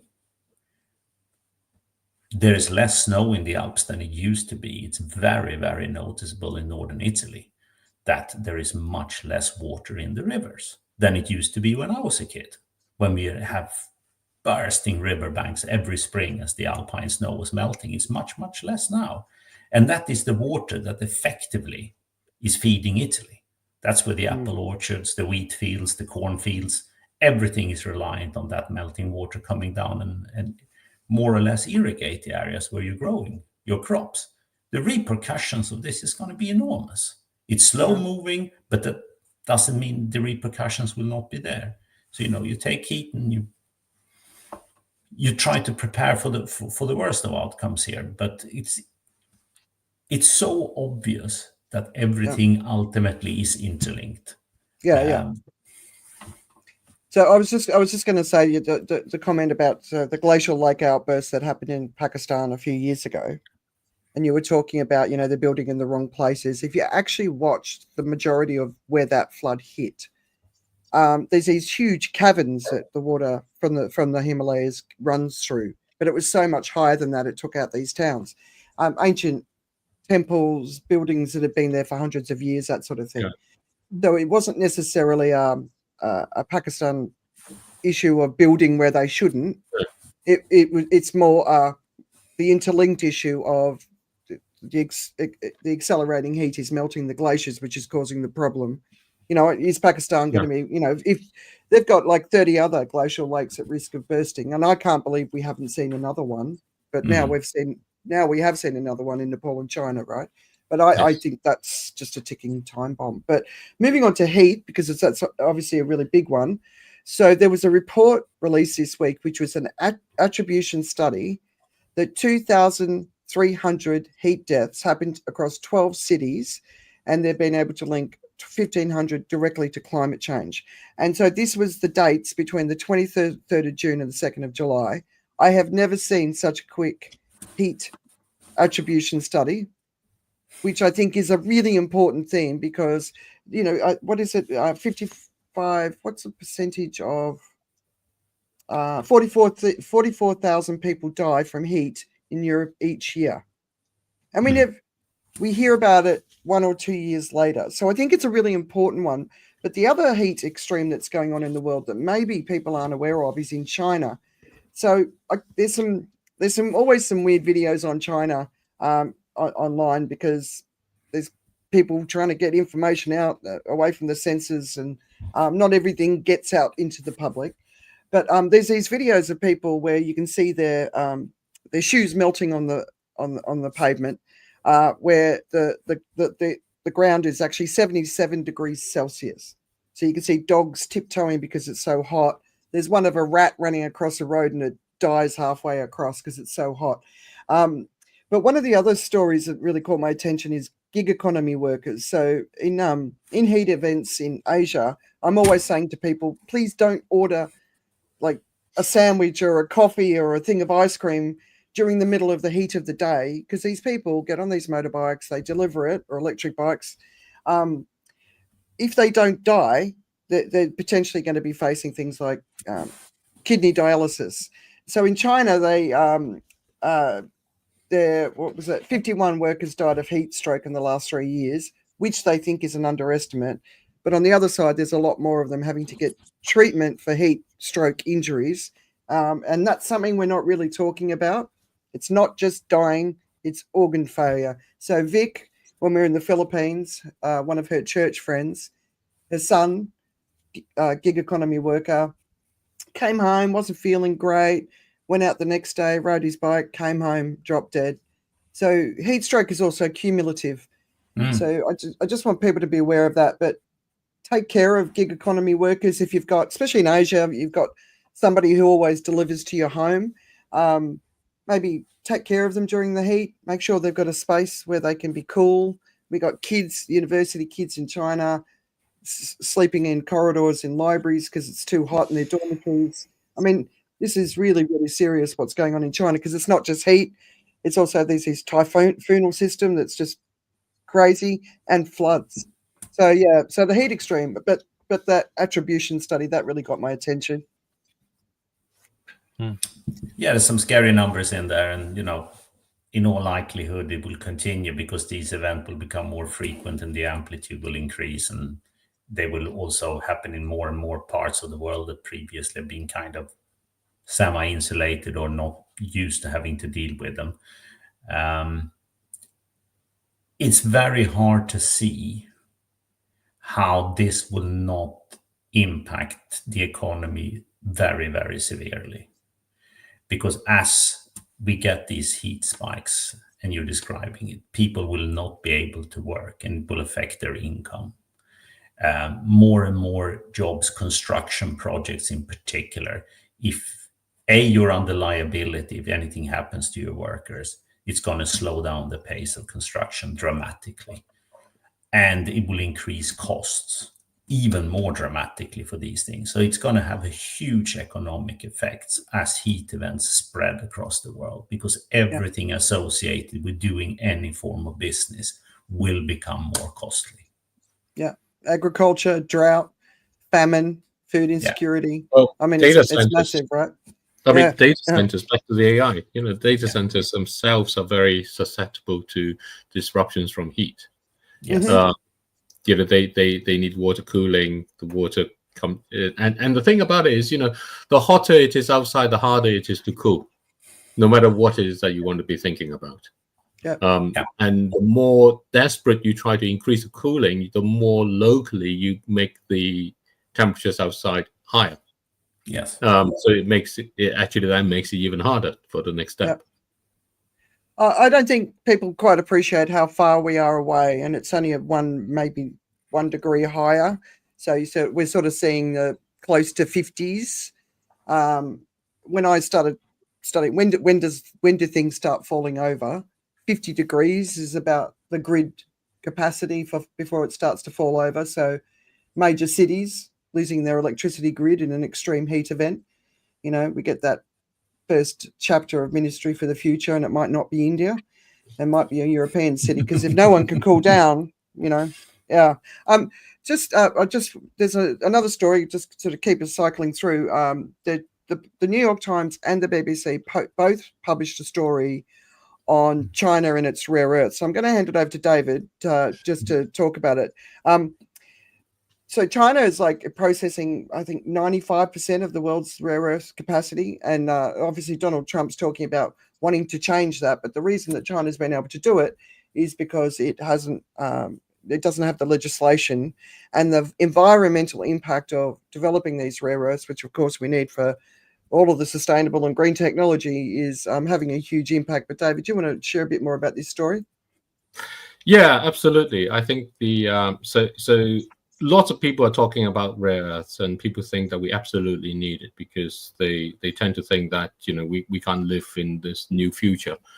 Rare earths are special kinds of materials and the name rare earth is nothing like what they are. They're very abundant, but they're very, very low concentration. And that's the issue with it. So they were considered kind of rare because they were so low concentration, but you can pretty much get them everywhere. And back in the day, and China at the moment has the control over it. It produces pretty much all of the rare earth in the world, and you use that in the screen that you're using. So, for example, whatever you're watching us on in that screen, typically you need some rare earths in there. You need it in that they have they're very powerful magnetic properties. They're really strong magnets. Back in the day when I was doing physics, part of what I was doing, looking at these novel magnets that you have fantastic magnetic properties out of those. And magnets are important in order to be able to turn motion into electricity. So if you think a wind turbine turning around and you want to change that into electricity, you need a magnet. So you very often end up with something like thinking you need a rare earth or something of those kind. And a car, your electric car, when you have the electricity stored and you would turn it back into motion, then you need that to reverse the situation there. So they're hugely important in the way that we're projected, saying our future must lie in this form, therefore we must need these rare earths. The problem with it, because they're so rare, they're so diffuse, they're not rare so you can't find, because they're so kind of diffuse in there. You need to grab a lot of it in order to take out the elements that you really need. And that means that you have a whole load of junk that's produced. And typically you have about 2,000 tons of junk that's produced for every ton of actual usable rare earth minerals that you get out of it. So that's a big scale of waste to material. The waste tend to contain lots of radioactive stuff. That's the problem also. All of these very heavy metals are basically made out of some solar explosion in depths of some sun somewhere in the universe at some point in the past. And they're all made together in that way. And so you get all of that gunky, horrible radioactive stuff. And one of them is thorium. Thorium has a half-life of 14 billion years, which is longer than the age of the universe. In other words, the 2,000 tons that you've concentrated up and chucked into your back garden is going to hang around there for a time longer than the age of the universe. And that's a radioactive mess. Back in the day, the big producer was the US. The US had the biggest production of rare earths. And then they realized that all this gunk that they were creating was poisoning all their national parks. So they started raising the cost of production effectively to make it impossible to produce in the US. And that's when China took over. And since then, the US has forced China to keep the price low. So I've forgotten which year. There was a time when China first realized the problem it was creating. And it then basically said, we have to change our production, limit our production. We have to raise the price to be able to actually account for the cost and the damage. And the US, together with Japan, sued China through the WTO and the European Union and said, that's not how economics is supposed to work. Economics is not supposed to account for the cost of damage to the environment. You cannot do this. And the WTO agreed with China, with the US. Wow. So that's the situation. And the report that we've had in New York Times and the BBC is highlighting the damage to China's environment that they have at the moment.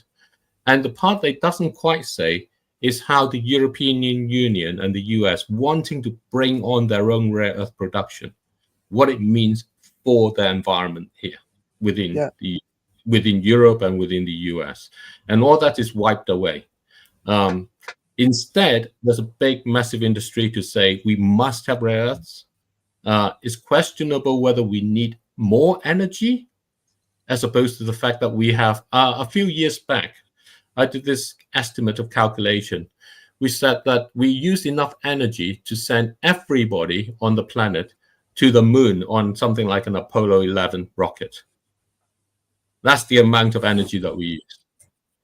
So it's questioned, and we've used more energy since. So it's questionable whether we need to use all that energy in order for us all to have good lives. But the promotion is that we absolutely need it, or the tech bros and so on says we must absolutely need it. They need it in order to fuel the AI kind of learning and all of that stuff, which is becoming the next biggest use of energy that we have in that way. And as a consequence, they're all arguing how we must actually mine all this stuff. So expect a bunch of radioactive waste to be dumped in your backyard, expect it to cause a lot of cancer floating around, and expect it to lie around for 14.5 billion years. Yeah, right. Oh, good. It's really interesting to get your view beyond just the article, David, because so there's this area in Mongolia where the majority of it is, and there's this sort of lake. And in the wintertime, it's sort of draining into the aquifers, but when it dries out in droughts, it sort of becomes dust and then it flies away. So that's not necessarily just going to stay locally, but as you were saying, it's contaminated with lead, cadmium, and other heavy metals, including the one you were talking about, radioactive thorium. So when we hear like Donald Trump saying, "Oh, we've got to start doing this from a national security perspective," it also means accepting what that means. So if that's going to be in your backyard, it's probably time to get your family out, right? Yeah. So this is not a good environmental story by any stretch of the imagination, and there is a sacrifice zone, no matter which way you look at it. So yeah, there's another way to look at it, and the other way to look at it is actually to use your kind of agency to say, we don't need this kind of explosion in this energy in this way. We can find other ways for us to thrive using what we have in that part. And we can start thinking about that future and how we rebuild that. So I think that part of it is really important, and we mustn't forget this. It goes back to what Neil was talking about. It goes back very much to, in a sense, to what we're talking about. And, the thing that Richard and I are talking about in terms of emergent economics is really how do we as individuals allow a new economics to emerge through our own economic agency, through what we buy, what we consume, how we interact, and actually allowing that really to drive a new basis, which is a new understanding, which is that we need to be rewarded by nourishing others so that they nourish us. And that's the essence of a good kind of, a healthier economics. It's not about making the money. It's about how the way we are can nourish someone else so that they can reward us by nourishing us. Yeah. All right, Richard or Joe, you want to comment? I was just thinking about how if you the opportunity right now, I think, is to try and we're not the first to have these thoughts, obviously, is to try to reprice the world. I think the challenge right now is prices don't capture everything. And I think if there's a way for pricing to capture things accurately, the price mechanism is actually a very powerful way of dealing with resources and scarcity and stuff like that. And if it's about trying to figure out how to convert it all. I met a friend the other day who's actually working on a kind of software right now that I think could in some ways help in this respect. And it's really about how, if you can convert everything that you are about to acquire in your company, or do it and convert it into some real world costs. And I mean, his application wasn't about trying to talk about the environmental aspects of things. It's just about how in a company, if you could somehow give the information to people as they bought a new fridge for the office, right? That translated to $5,000 of sales of the actual products that they make, that they could become more aware of their choices and they could be a little bit more prudent with the way they do things. And I think that's what's really kind of lacking with the way we walk around the world right now. We don't really think in those terms. We don't really see what's behind the moment that we're in. And I mean, I'm not sure that's going to be a very mentally healthy place to be as well. If you begin to see all the ghosts of all the dead people and dead things that are around that make part of what we consume. Yeah, it's not fun. But sorry. It's well, I mean, trust me, it's. But like, I was just in I think is it Switzerland. There, you basically when you buy meat, it sort of talks about the suffering. I saw somebody post on LinkedIn the other day. They needed a new table, and they were going around to the secondhand furniture shops, and it took them 8 charity shops before they actually found a table. And in the process, because it was so time consuming, could they justify buying a new one, right? And it was that real conversation about like that thing that you do in your head. Because Joe, every single thing I buy, I think about what it really truly costs. Everything. Like I bought one dress this year. One. I think there's we mentioned Hitchhiker's Guide to the Galaxy before, and there's this thing in there called the total perspective vortex, and reputedly it's like this guy who's fed up with his wife constantly telling him, get a, what would he say, see something like, you got to see the whole perspective of things kind of thing. I've forgotten what it was, but anyway, it was one of these nagging comments. So he built this total perspective vortex that allows you to see the interconnectedness of everything. And of course, he showed this to wife, and she completely collapsed, and everybody since has completely collapsed until this galactic president, who is kind of like a version of Trump in a way, goes in there and comes out thinking, "Yeah, I'm just what I thought I was." Out of it. See, but he fought evil rocks. Yes, but it's this part that if you do have too much perspective, you can get paralyzed. And this goes to the essence of actually understanding, and that's why, from what Richard and I are doing, is really about appreciating how you nourish others so they nourish you.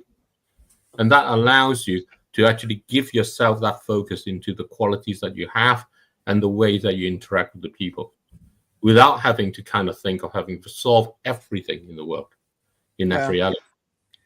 Yeah, you got to go a bit easier on yourself, because it's not a perfect world, and the vast majority of people around you aren't thinking at all. So it's like you kind of why do I bother? But you've got but bothering is important. But one of the other stories that broke this week, and I want to ask David about it. So the Dutch and German intelligence have accused Russia of using chemical warfare, and it's chloropicrin. Is that how you say it, David?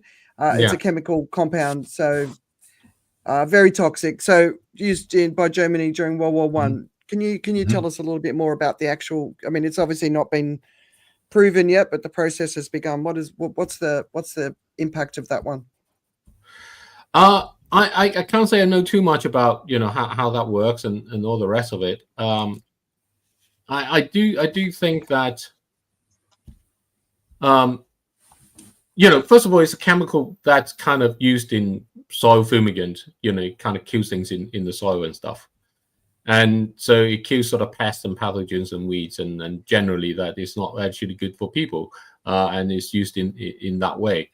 Now, when I think there's so much noise about what's going on with the, with the war at the moment, and I actually think that, like I said before, with the situation of war, there are great channels for people to test weapons.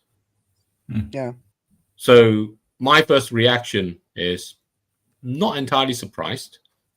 I kind of think I expect that every country on every side is going to be using the major conflicts as ways to try and test different sort of weapons in different ways that they are.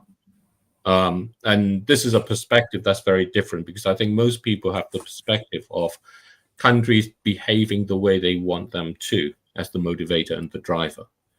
I think countries behave in the way that tries to, in this sort of gamesmanship, to ensure their own advantage for the next step.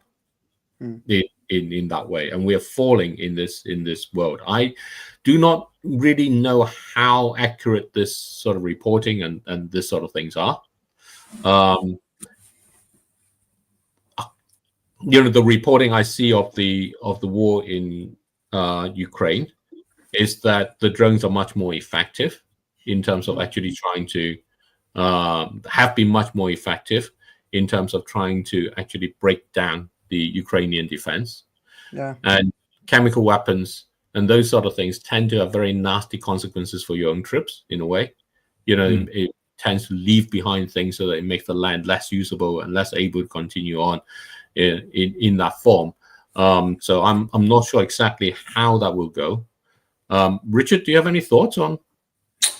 Well, I mean, they're obviously prohibited by international treaties and the rest of it, but we know with very, very high certainty that similar weapons were used in Syria because there were very credible first-hand evidence of what happened, and there were even some people who actually survived these attacks who were tested afterwards, and it could be confirmed that they had been exposed to these types of chemicals. Russia was a major backer of the Assad regime, and it's not very far-fetched to believe that if they used those weapons in the war there, they probably came from Russia or via Russia through somewhere else before Syria decided to deploy them. So for sure, we know we have these weapons, and I'm sure most countries have some stock of biological and chemical weapons, as well as atomic weapons stored, even though it's prohibited and illegal by any standard. Like David says, it has rather significant repercussions to deploy them in any larger scale, because you're actually making the land you're eventually hoping to occupy unusable. And the great price in actually conquering or possessing Ukrainian land is in the food production. So it's not really compatible with using these weapons and hoping that you're acquiring potentially the world's most important agricultural areas, because that would not be the case if you deploy them in any significant scale. In that sense, I think there are probably other weapons that would be more likely to be used. And here I'm thinking biological. Yeah. And I mean, just the war damage that's happened in Ukraine just right across the board. And Yeah. and you know, when you talk about it's a very important contributor to the food of the world. Half of Ukraine's under famine, right? Under drought. So Yeah. Joe, you wanted to jump in? Well, I was going to say that strategically the use or limited use of such weapons are probably going to be more about the psychology of it and the morale, destruction of morale, right? Because what you're trying to do is create this sense that when something, it's a way like when you have nuclear powers and a missile is launched, the question is this the missile? So in the sense, like if you have these weapons or chemical weapons that may have been used, for real in some parts, all you have to do then is attack a place and let off smoke bombs, and people don't know what they're being attacked with.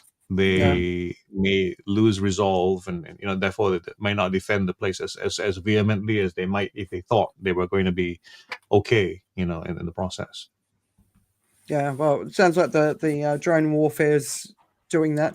Neil said that sounds very pro-human to me, David. So I missed it. It was about 4 minutes ago. But yeah, so just sort of wrapping up. I mean, there's always a lot that we want to talk about, and we try and keep it under 2 hours if we can. But there's a lot of I publish it as part of the weekend reads. I'm going to do a final weekend reads this week as well. A lot of stuff on the revolution in sustainable energy. We talked about NVIDIA becoming the first company to reach 4 trillion. And also last week, obviously on the 5th of July, we were supposed to see the big mega quake based on predictions, which didn't happen. But which is interesting in its own right, because everyone's like, oh, it didn't happen. So there's like 1,000 quakes that are happening across this region of Japan, and the geologists and the experts are really like on high alert about what's going on. So there's this big thing. But the other side of things is there's all of these reports starting to come out that as the glaciers melt, all these volcanic activity is supposed to accelerate, and Antarctica is one of the areas where they're expecting it. So once the ice, the pressure of the ice goes off the land, then we see these mega explosions start to happen. So that could be what takes us all out in the end. You never know. Cheerful note here, huh? Yes, absolutely. I think nothing like that. I did see one thing which is worth bringing up a little bit, especially in the UK, which is that expect your wine prices to go up, and that's because of a strike at a bottling factory, basically, and so a massive amount of kind of the UK's bottling comes from one place. And they have a disagreement over, I think, the 3.9% pay rise. They want more. So just think about that. I mean, Richard, I can see him kind of like very worrying times. Thought of always, that. Always be stocking up on the essentials. So get your wines ready now. Yeah. All right, let's wrap it up. Sorry, someone else can go. What's keeping you distracted? Oh. Well, my big trading challenge has crashed and burned a couple of times along the way right now, as I was finding myself breaking rules and being challenged by my psychology, but doing a lot of learning around it. But it's interesting how inadvertently I've developed a little bit of a small community that's talking about trading while I'm doing my stuff. It's the most boring show in the world. It's just me watching a chart and people watching me asking questions. Sometimes I'm talking about stuff. But it's not been the most successful way of doing it, because I realized it was changing my behavior as well. And when I moved away from it, and I've tried an experiment in the past few days where I'm not trading live on screen, and I'm doing well again. So I'm going to have to assess that a little bit. I wanted to actually, because community. What are you going to do with the community? No, I'm going to be getting back to them and talking to them about the different things, and we will be trying things a bit differently.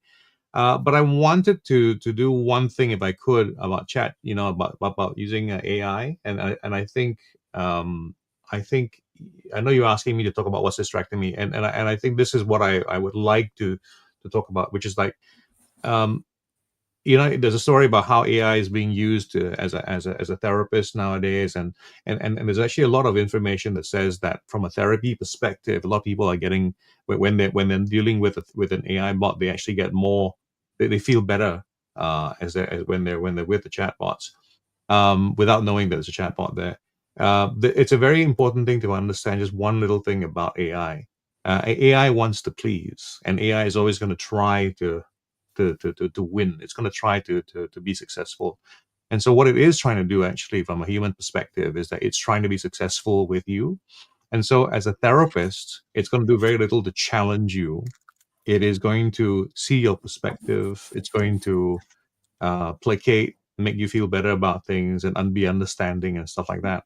So it's going to sound like a really nice friend to have, but you're not going to expect too much growth from it.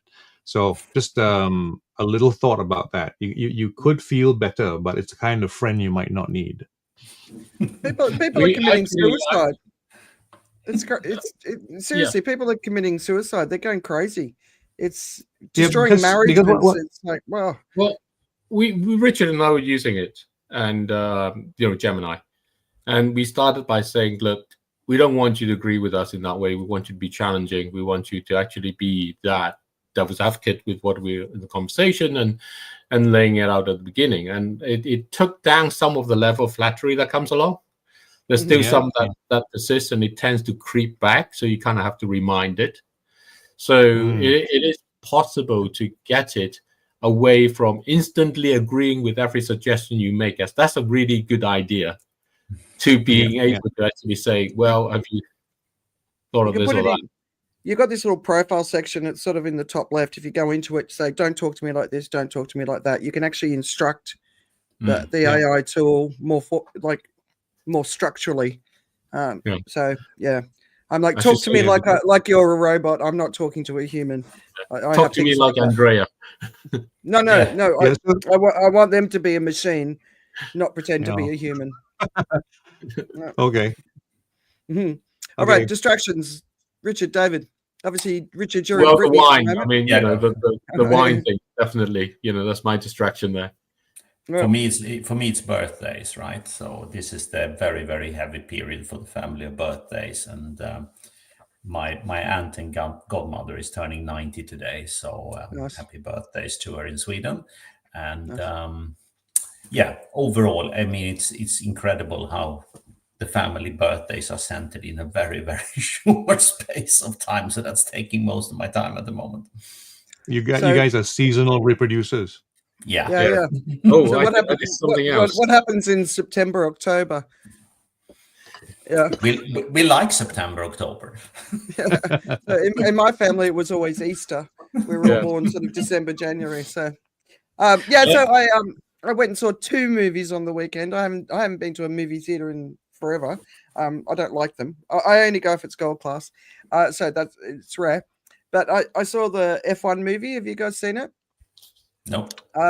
I've heard all about it, but not yet. Yeah, I liked it. I thought it was cool. I've seen lots of different sort of perspectives, but I don't know, the cynical old sort of driver. And I also saw Jurassic World Rebirth. And any good? I found it incredibly pathetic. Like, oh no. I mean, basically the Jurassic movies have sort of gone across my children's entire lives, right? Just the acting, it was just, come on, and Scarlett Johansson, I love her work, but I just didn't believe her. Like, it just didn't. That's a shame. So I won't go to the cinema for that one. No, don't let me turn it off. You might have a different opinion, but I don't know. It just didn't. It didn't do it for me. But so it's the last. Sorry, Jack. I did do one thing that's worth mentioning because it's very physical, so it's not AI type thing, and I think it's really worth doing. I dug out and replaced a sewer pipe. Oh. So and there was a pipe, this place we had, and there had a problem with it. Tree roots were growing in there, and it turned out it was actually flowing uphill as well. So, and it's a whole new experience for me doing that actual physical manual work, digging down, shuffling the soil out, and all the rest, and then just kind of like putting in a new pipe in, and doing that. I had someone kind of like mentoring me to do this as I went along, but Nice. definitely really good experience to try. Yeah. Took 2 whole days. Yeah. I Good to think know how it the works. real challenge in a lot of things in life is whether or not you want to do it 100 times after. Yes. But important to know how stuff works, right? Yes, and to this thing about how do we become more robust, more able to kind of see that future and become able to think that we will be able to manage. However, do something like that, it changes your perspective about what you're capable of. Yeah. Mm. Yeah. All right. So we are going to have a break until the first Friday in September, and I'm looking forward to it because I've been doing this every Friday since the beginning of the year. You guys have been doing every other week until the last few weeks. So Yeah, it does get to a point where you need a break, right? absolutely. And it's summertime and people are switching off. And I just thought maybe we could all just sort of say to everyone, like, I know these times are hard. It's not going to get easier. So being realistic, I think, is important, but it doesn't mean that we have to sort of fall into a pile of despair.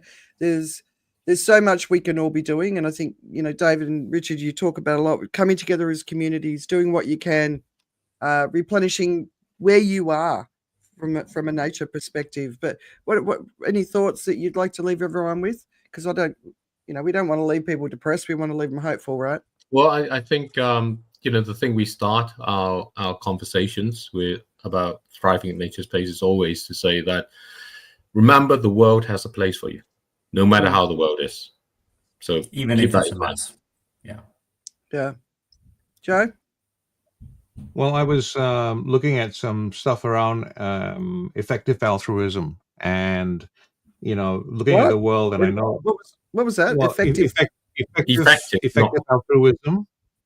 That's Oh, where what you're trying to do is get the maximum good out of something. So I think there was I want to say either he was either an ethicist or somebody who was actually a world expert in altruism. And the idea behind a lot of altruism is that we want to do things that feel significant. Like, for instance, we go, I want to replace this sewage pipe because I feel I feel it, and it's meaningful, it's powerful. So people say, like, I'm going to be a doctor. Should I go and be a doctor in a third world country? Should I be those kinds of things? And I won't say inadvertently, but it's come to pass basically that the idea is earn as much as you can and then do with the money what you can. Yeah. So if that's the goal, I thought about that. I thought, okay, that's an interesting perspective because Sam Friedman, the guy behind FTX, right? Because after all the dust has settled right now, you realize that, okay, what he did was he did some things he wasn't supposed to do, but he wasn't trying to defraud people. He was just doing things improperly. What he was trying to do basically was do as much good in the world as he could, and that included doing some illegal stuff with where money came from, so he could make more money to give it away. Right. And I thought it very interesting to think about life that way as well. As I said, there's some things, especially when you look at the world, where you go like, well, how can we do something that uses the Earth's resources up in the way it does, like using AI, to do ultimately what I think is going to be good. It's not everybody who's going to be doing it and using it that way. People are going to be doing things to write silly stuff and create nonsense memes and what have you.